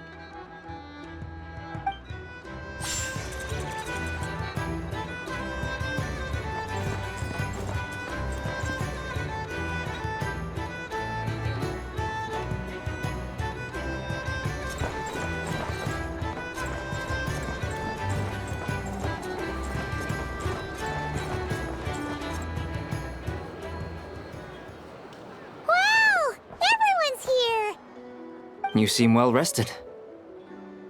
I know no one's asked, but I'm sure you all want to know, so let me just say, we're doing great. Thanks.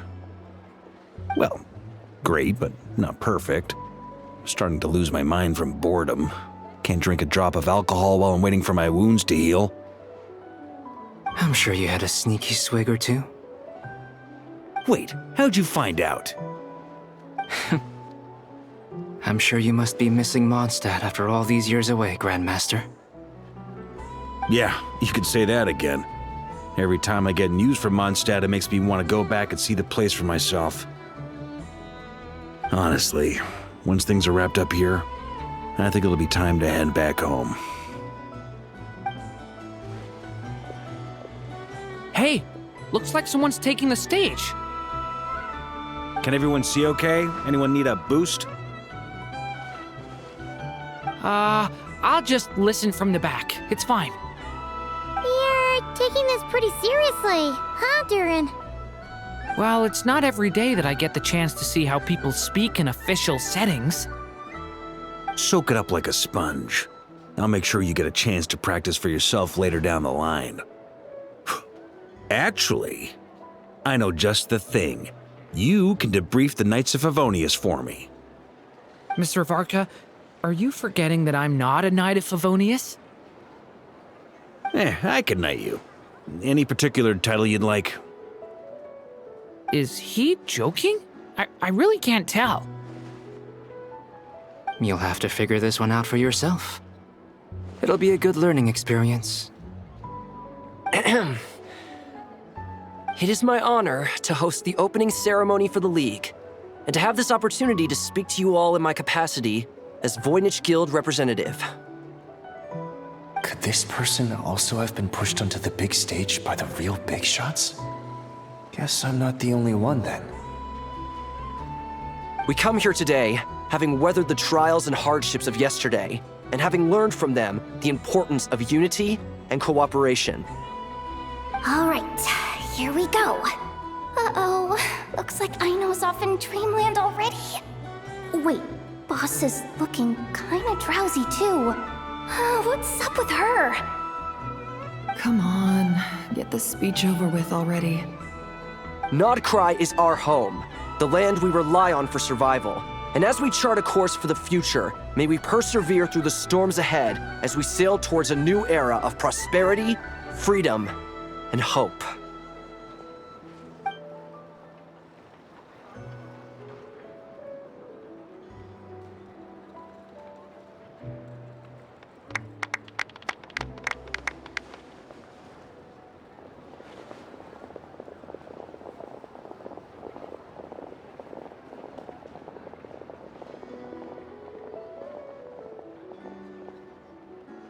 Looks like we'll have more opportunities to travel in the future.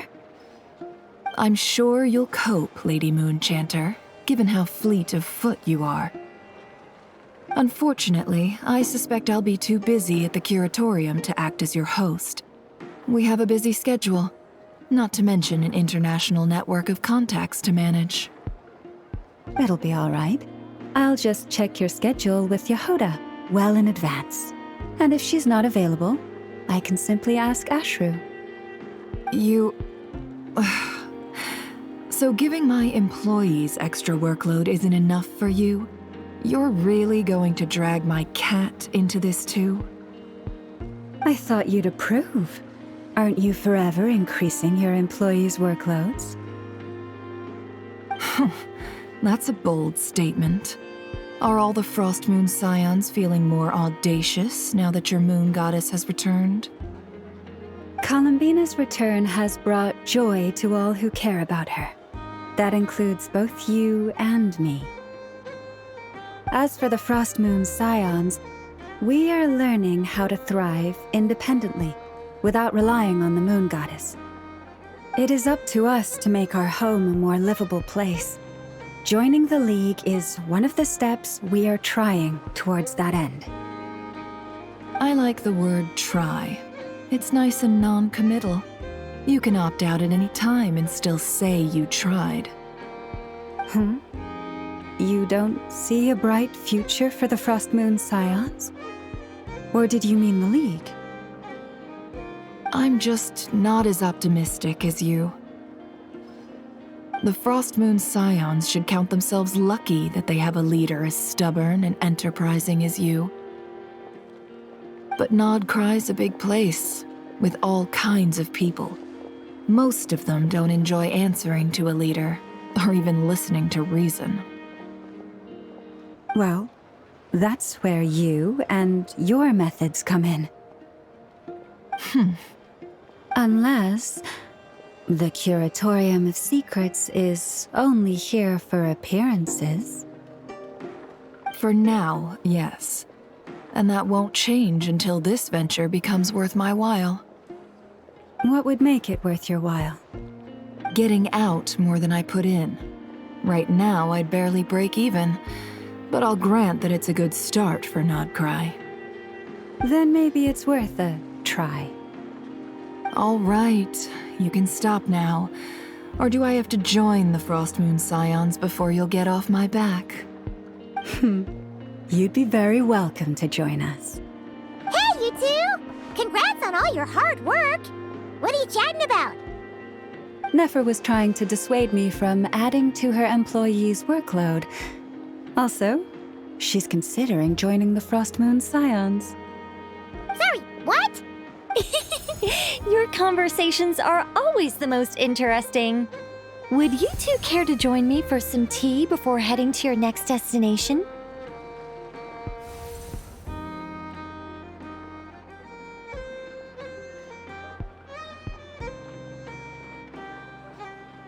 Nicole? Wait, where are you?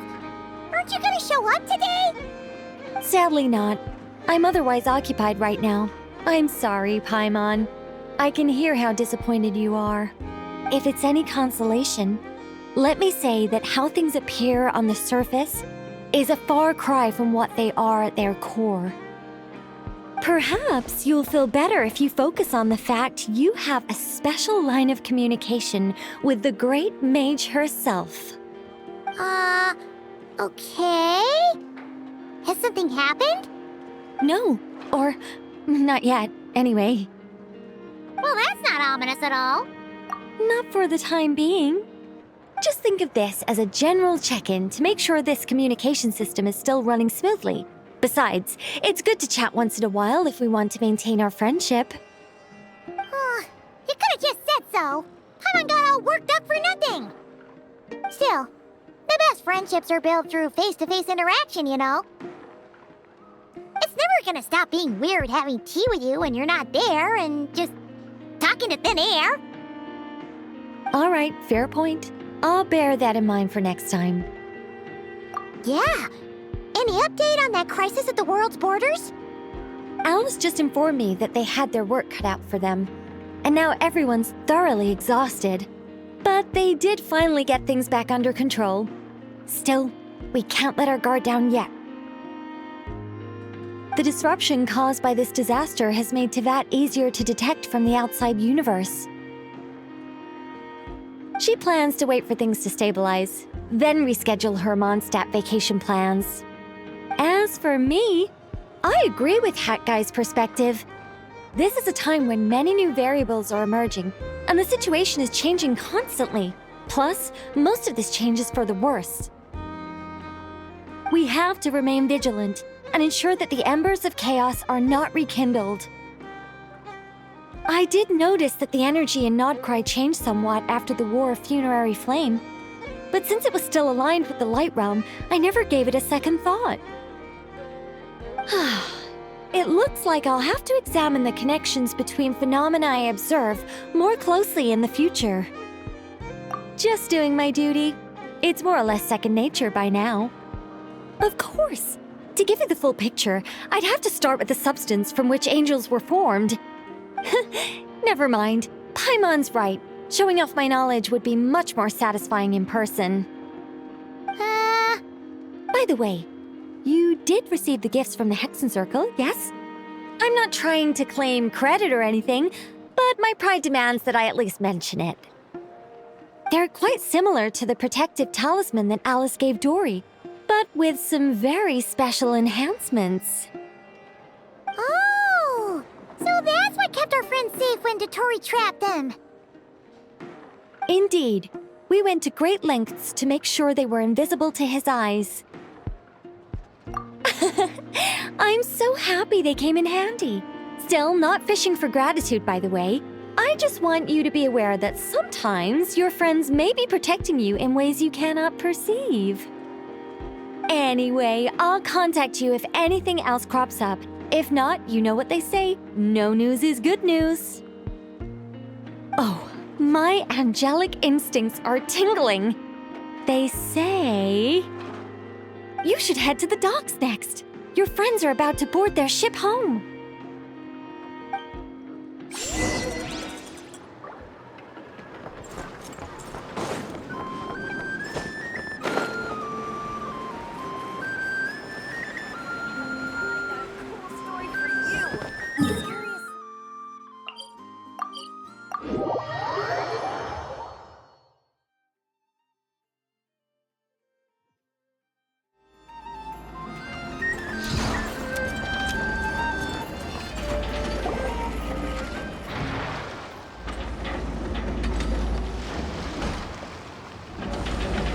You're here. You're here too, Hat Guy! Are you heading back together? No. I'm bound for Sumeru, and she for Fontaine. We just happened to cross paths at the harbor. Everything seems fine. Sandrone may have an abominable temper, but she's always been very responsible with important calculations, and things entrusted to her by valued friends. You always speak as if you know us inside out, Mr. Hat Guy. Maybe I'm just a good judge of character. I certainly hope that's all there is to it. Regardless, you have been a significant help in this matter. For that, you have my gratitude. I didn't do anything special. Sandrone's the one who completed a seemingly impossible formula and turned the tide of the entire battle, even giving her life in the process.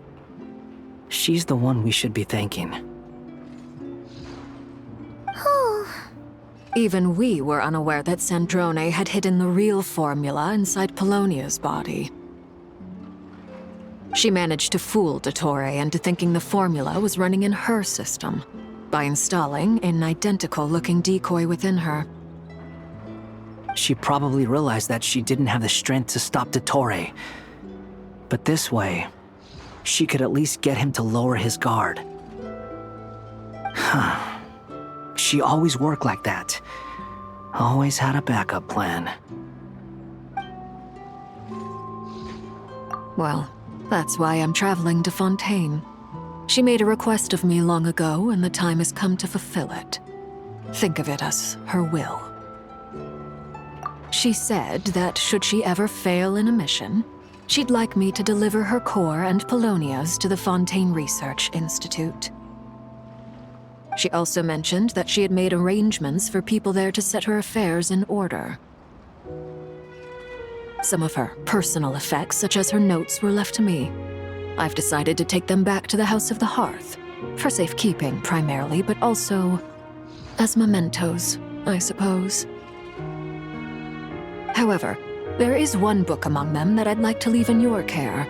I'll have someone deliver it to your residence at the flagship at a later date. No, I was specifically warned not to tell her. This is her last wish, and I will abide by it. I can only hope so, but none of us here can know for certain. I bade farewell to Columbina earlier today. As promised, she turned the iridescent moon's marrow over to me.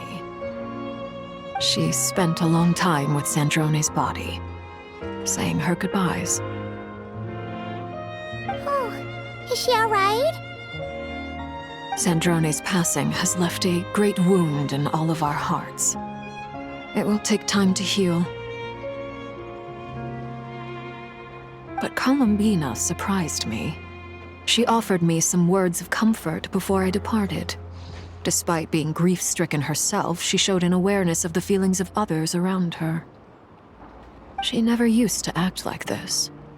Clearly, she has grown. And I suspect that we have you to thank for much of the change we are seeing in her. After these recent events, the Tsaritsa has revoked the Pale Star Edict. Snezhnaya now realizes that the arrest warrant for Columbina was just a ploy by Dottore, who coveted her powers. I shall return to Nodcry to see her as soon as I find the time. I hope that from now on, she too will explore more of the world. Columbina Hyposelenia's journey is only beginning. My ship is here. Traveler, Paimon, we shall meet again. You too, Hat Guy. What are you still bumming around for? Isn't Columbina waiting for you? I thought today was the day you'd agreed with her to go find out the truth about your sibling. You're afraid you won't like the truth when you see it. Well, this is new. I was starting to think that nothing could scare you. Don't say that! Wouldn't you be if you were in this situation? Fair point. But I'd say I have more experience facing up to unpleasant truths than the Traveler. They say blood's thicker than water. I know how much you need your family back. More than you need any of your friends. And I'm sure that all your real friends understand that too. No matter what the truth turns out to be, they will stick by you and support you, whatever decision you make. Finding the truth is important, but more important still is what you choose to do once you've found it. At least, that's the life lesson I've learned from my experience, grappling with the truth. What? Now that Dotori's dead and gone? A little, I guess. But it hasn't solved everything. Maybe I regret not getting to end his life with my own hands. Or maybe it's something else. But for whatever reason, I still feel like I have a chip on my shoulder. Either way, I'm going back to Sumeru. Lesser Lord Kusanali is gonna need help dealing with all the chaos Dotori left in his wake. Not just from this incident, but everything he did in the past too. You should continue with your journey, as you've always done. Who knows? Maybe we'll meet again someplace else. So, what should we do now? If you want to explore a bit more to steady those nerves, Paimon's game! After all, when Columbina said she knew where your ship was hidden, Paimon promised to give you two some alone time with the truth. It hasn't been all that long since we were last apart, sure, but with Columbina there, Paimon's sure things will be just dandy. Ain't no biggie. Paimon might be all about that food and fun, but she knows how to do right by people. Paimon's sure you'd prefer to digest the news about your sister in peace. But, no matter what you see, just know you can share it with Paimon. Of course, as long as it's not super private. If you can't make sense of something, let's give it some thought together. And even if we both can't figure it out, Paimon can at least treat you to a nice meal. Glad to hear it. Feel better now? Alrighty. Next up, time to meet with Columbina.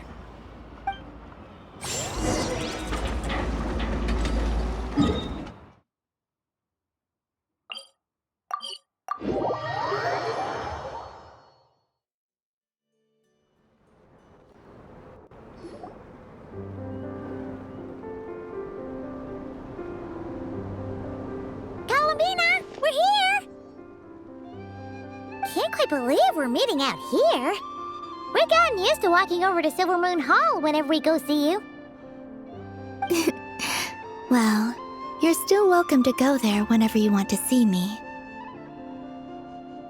It's just, now that it's all over, I've decided to make some changes. Try and fit in with the Frost Moon Scions, like Lama suggested. The older generation are still timid around me. They don't dare get too close, and they bow their heads when I walk by. But things are much better with the children. I see more curiosity in their eyes. Hopefully, by the time the next Moon Prayer Night comes around, I can enjoy the festival with them as myself, without having to pretend that I'm only dressed up as the Moon Goddess. I'm sure they'll realize you're super nice once they get to know you better. You really think so? When we first met, you thought I was a little up in the clouds. We were just starting out then, come on! So Alma told you, huh? I'm only teasing. I know that I have you to thank for pulling me back down to solid ground. It feels good to finally stand firm on the earth where I was born.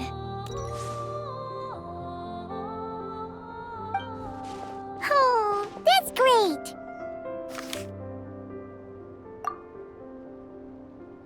Thank you. I'll make sure not to lose it this time. Well then, are you ready? Lumine, what happened to our spaceship back then? Why did you leave? It's time to learn the truth at last. Ready as I'll ever be. Good. Then let me open the way for you.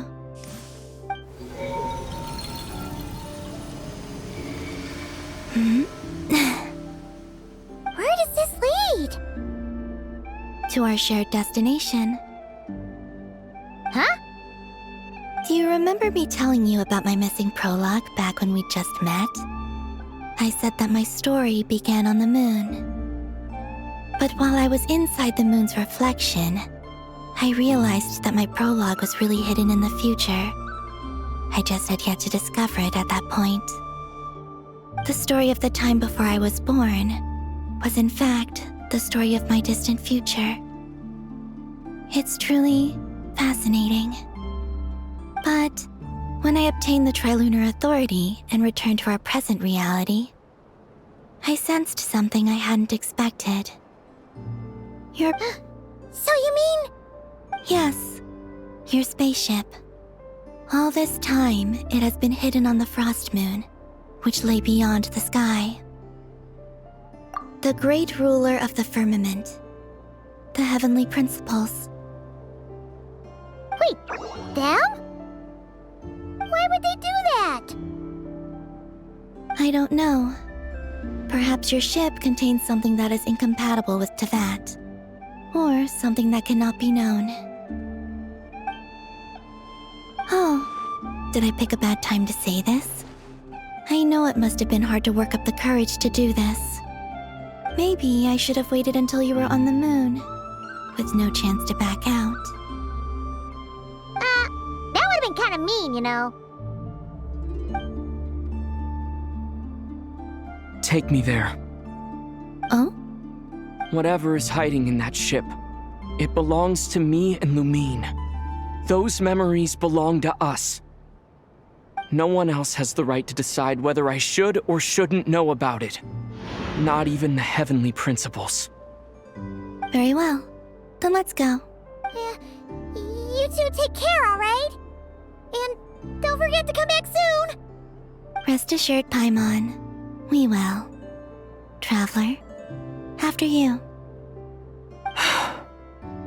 Thinking about the story that we'll find hidden on the moon? Yes, and hoping that it has a happy ending. Stories like that don't exist, you know? You don't believe in happy endings? I don't believe in endings.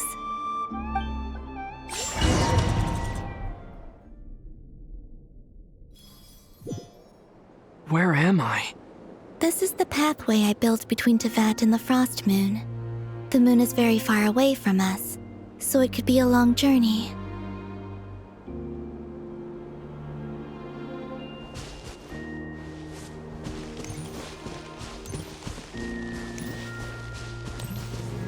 After I obtained the Trilunar Authority, I unwittingly saw past events from many of my friends' lives. One was Lauma. She was so young when they chose her to be the Moon Chanter. From then on, the Frost Moon Scions looked to her to bring messages from their goddess.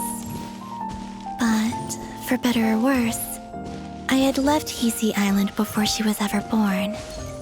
It was not until much, much later that she met me. I think it's for the best. Because of the way things turned out, you had the opportunity to become friends.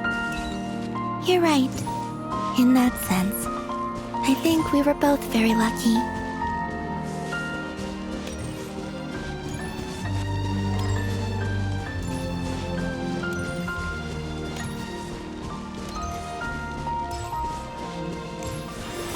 Oh, and about that mage, Nicole. I only recently learned that she has lived in Tevat since the time of the Three Moon Sisters. The Moon Goddesses always had a good relationship with the angels. I suppose our friendship continues that tradition.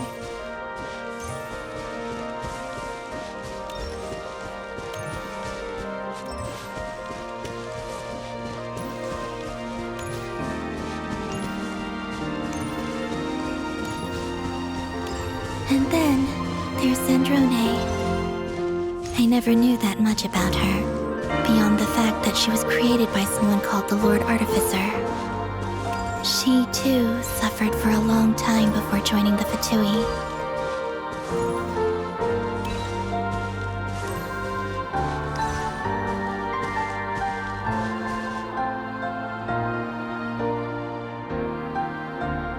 How I wish I could talk to her again, even if only to hear her say nasty things to me.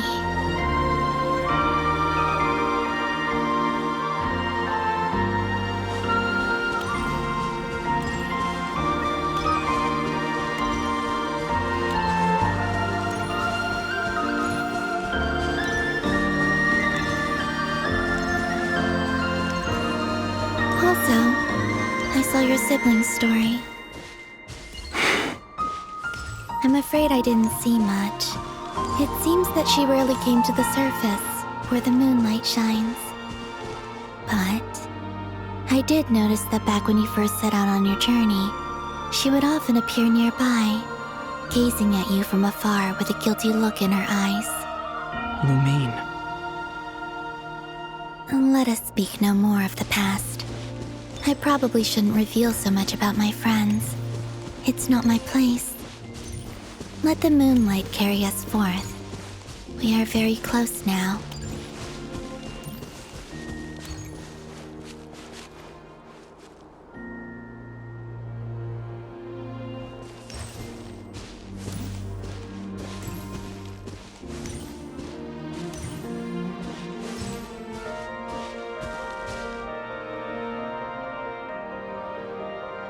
After this, I'd like to bring some kuhenki to the moon as well. If they're willing, of course. What about your other friends? Will you bring them to visit too? Certainly. But I'll need to tidy the place up first. This home hasn't received any guests in a long, long time.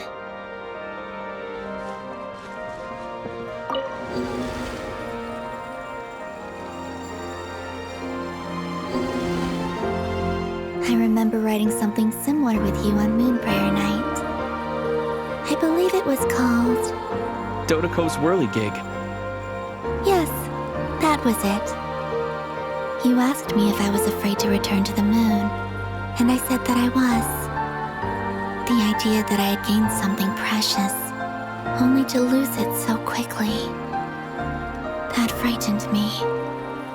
But I'm not afraid anymore.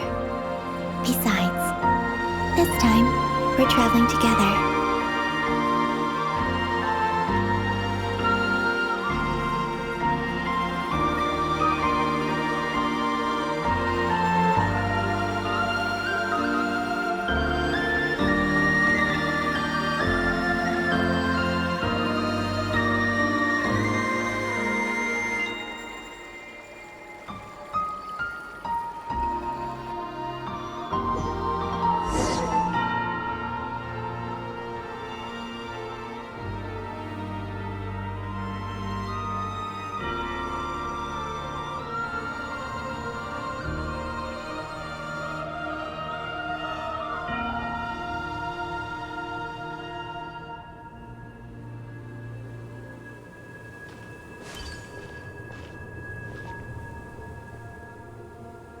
We're here.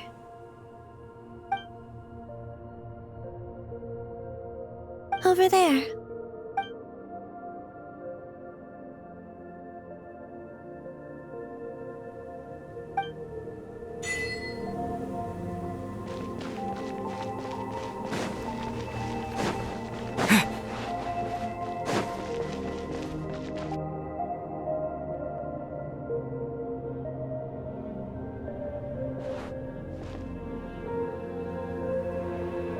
Our spaceship. It's huge. I suppose that the moon is the only place one could hide it. It'll be all right. Huh? The way you feel in this moment, I went through it too, on Moon Prayer Night. The door was right in front of me, but I struggled to find the courage to step through. Solitude for me once meant living a life in which even I was absent. Before I met you, that was the only life I knew. But that night, solitude meant throwing away the life I had gained after meeting all of you. Columbina. Go. Retrieve the part of your life that was once lost. Trust me, you will lose nothing by doing so. Look, Teyvat is right there. All of our friends are down there, waiting for us. You're right. Thanks, Columbina.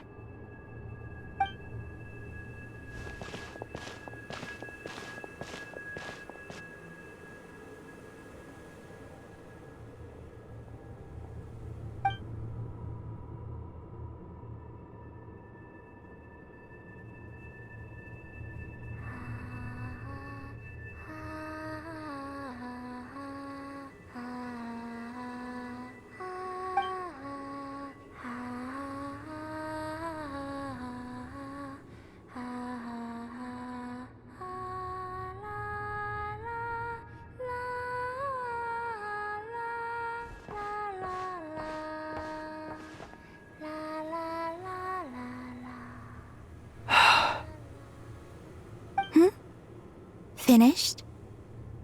Yeah. Why did you take your eye mask off? Well, since my return, I've decided to take more opportunities to see the world with my own eyes. Besides, I've always wondered how Teyvat looks from the moon.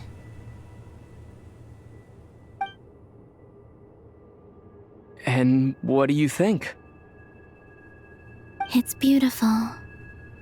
I could spend a whole day here just gazing at it.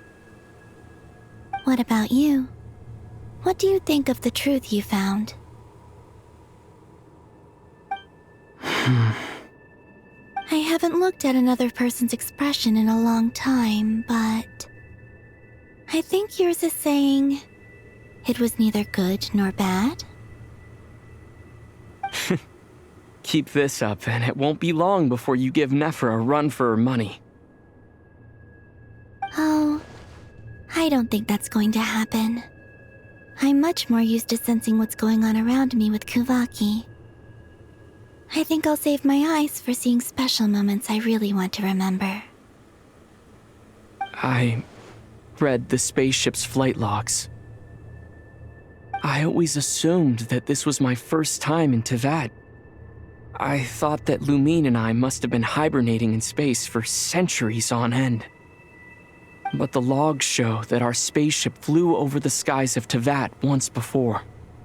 A long, long time ago.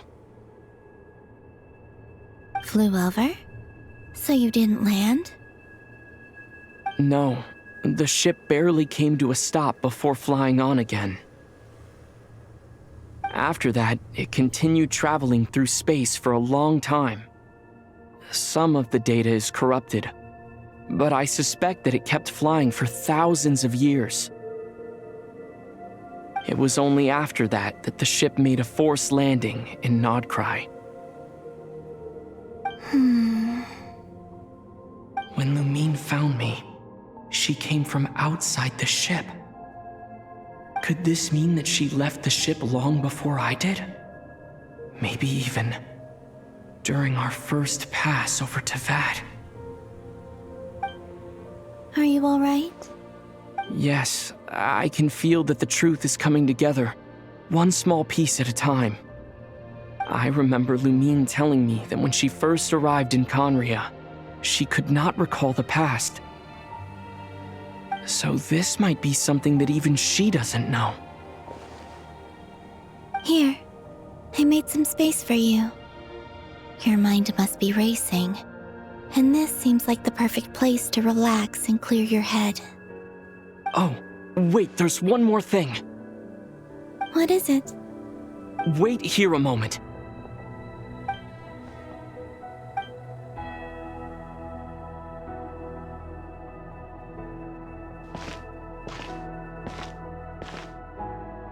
Hey, Columbina.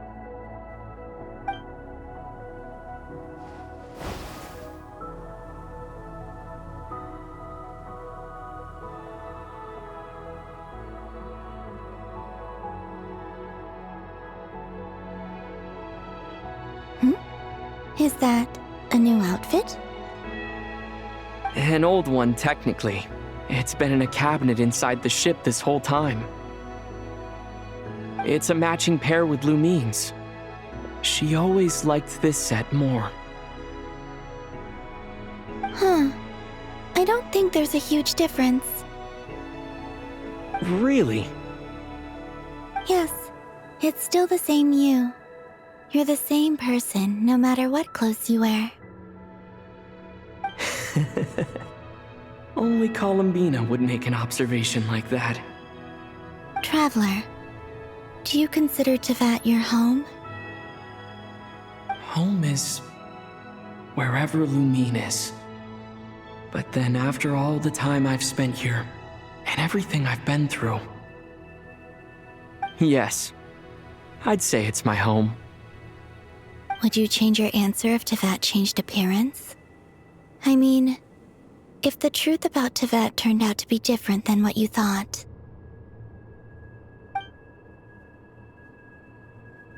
I don't know, but I don't think so. The truth is not what matters most to me about Tevat.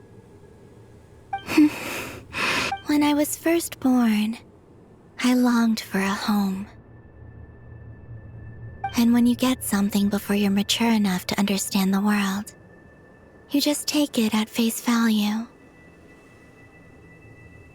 I thought that a home was a transaction. You give me what I want, and I'll do the same for you.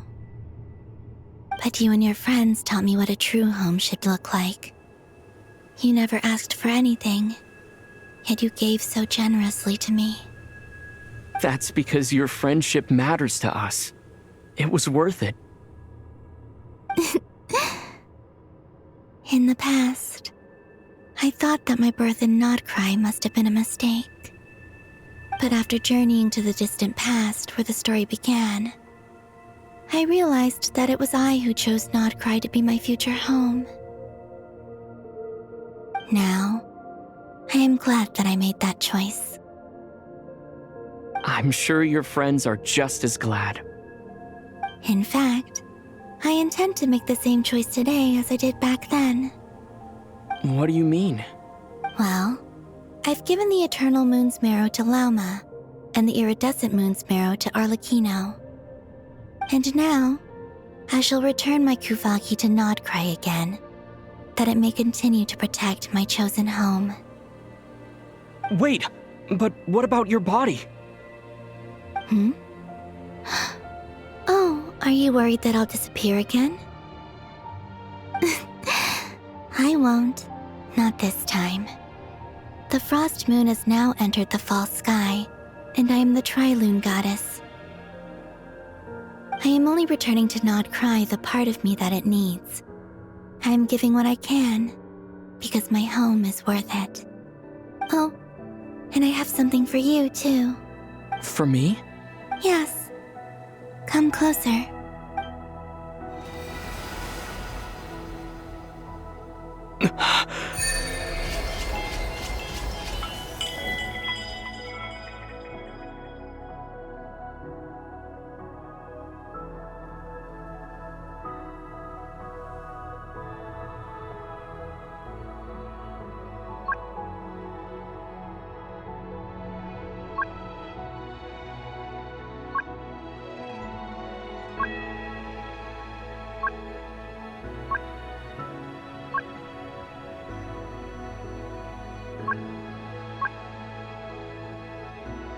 What was that? I lifted some of the restrictions this world placed on you. I trust this will help in your future adventures. My power. It feels like it's grown. I can use the elements more freely now. Thank you. This will be a great help. You're welcome. I see you as family, and after everything you've done for me, In fact, no. It's not because I owe you. It's because you're worth it. Here, this flower is for you.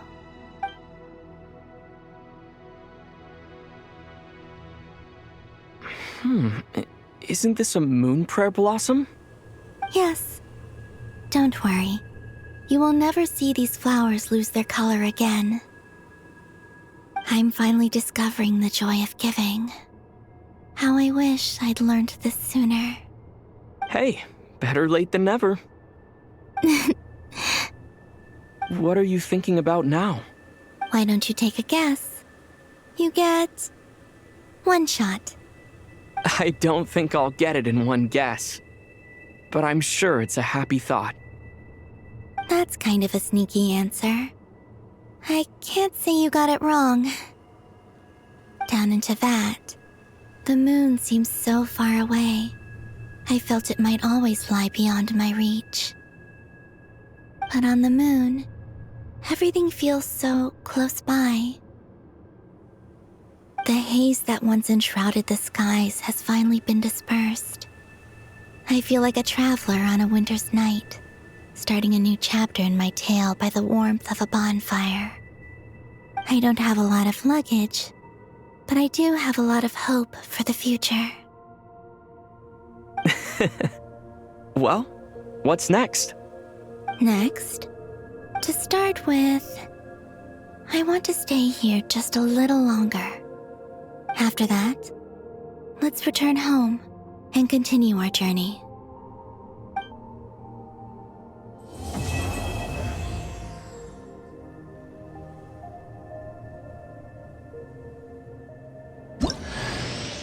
These clothes bring back so many memories.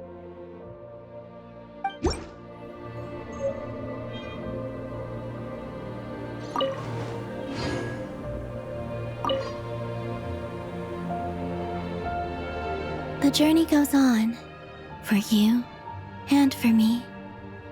Like I said, this is not the end. I don't believe there has to be an ending. Oh, is that your next destination? Most people would probably tell you to pack some warm clothes. But I experience things differently than most people, so I can't know how cold it is. In fact, it is home to quite a wondrous heat source. I think they call it Kreshnik's torch. Every city in Snezhnaya is built around one of those. I sensed the energy it gave off as I was passing by on a railway train. It felt grand and distant. I also recommend the Korolievsky troupe in Snezhnograd. They give performances quite regularly, and entry was free for harbingers. I liked them a lot.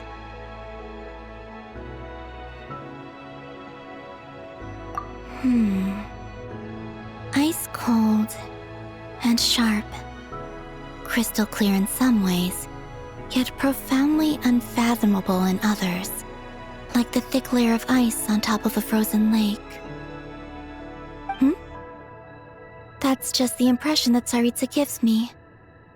I was never able to glimpse what truly lies beneath that icy exterior. In fact, I don't think the people of Snezhnaya even know what kind of power their god wields. Maybe that's because the Tsaritsa herself has never acknowledged, nor accepted that power. There's Regrator, the Rooster, and the Jester. Between them, they control a lot of what happens in Snezhnaya, but I can never wrap my head around how exactly power is split between them. I just know they are each responsible for many specific domains. I noticed that the Rooster and Regrator often appear to get along on the surface, while working against each other in secret, and theirs is not a friendly rivalry. But I wasn't particularly interested, so I tended to keep my distance. Now that I think about it, the term Mistelton often seemed to come up in connection with Project Stuja. Once things settle down in Nodcry, I'd like to explore the world beyond Snezhnaya.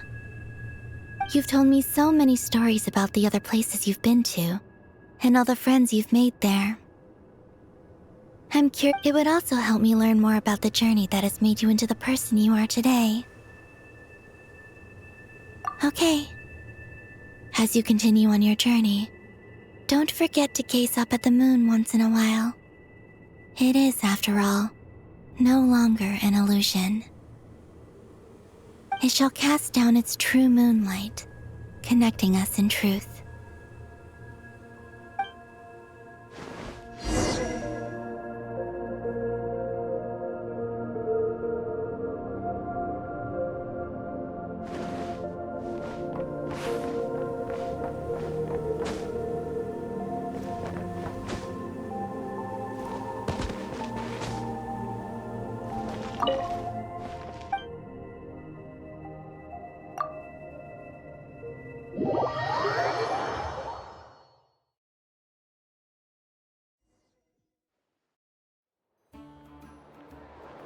To Jean, acting Grand Master of the Knights of Favonius.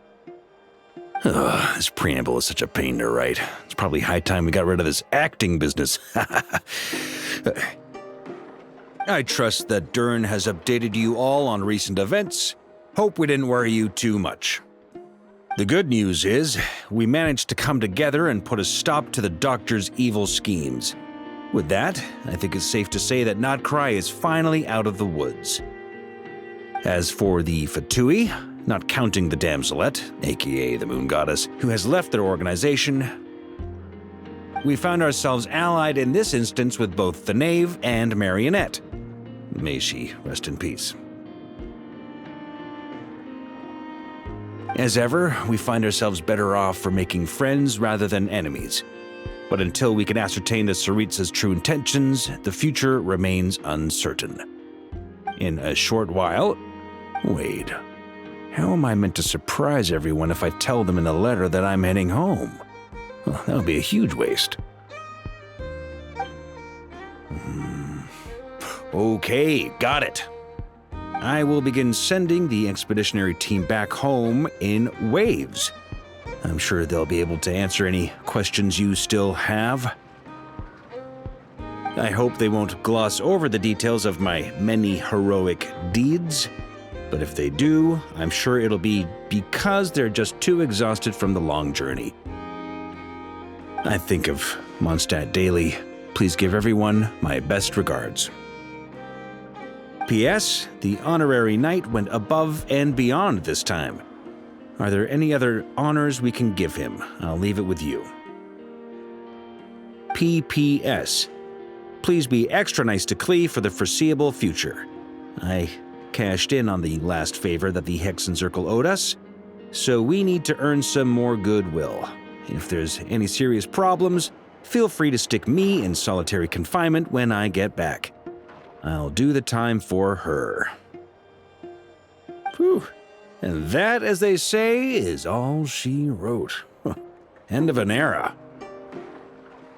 And with the moon shining down brighter than ever, I think everyone is going to sleep well tonight.